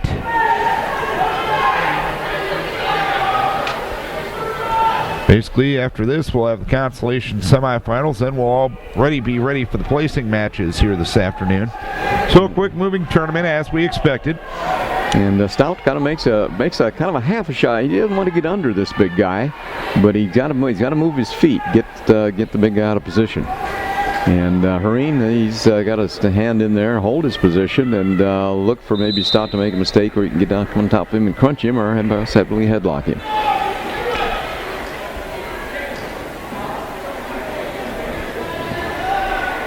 So we're going to go into the third period, and Hareen is going to go down. I would suspect Hereen is going to go down and try to come out and tie the match up 4-4. We'll see what happens. Stout trying to tight waist, but one of those situations are hard to Stout to even reach his navel for the start. And Hereen is coming up. Stout tries to throw him backwards. He did throw him down, but Hereen bellies out from Hempstead. Stout's on top trying to get an arm up behind his back, but Hereen takes the arms away. Stout is flat on his belly. Hereen's going to make a power half. Needs to get outside maybe a little bit more to get a stalling call. Hereen's is pretty content to just lay down there. And he's got the stall call right there. Dwayne Lunt, but the official doesn't think maybe he should be quite that content. So going to try and make him work. Cedar Falls trying to put the power half in. Now he gets out over the head with the power half, but he hasn't turned but he's got far enough to get back point, and he's on his back. One stout turned him to his back. That Hereen is his big boy. His shoulder's pretty flat and pretty hard for him to roll out of it.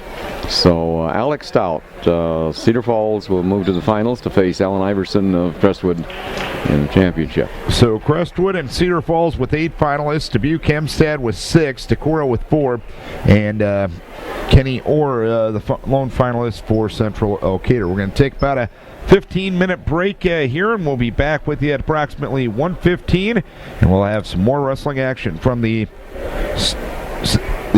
Chris Flanigan Wrestling Invitational here in Cresco. Glad you're with us today at KDECradio.net.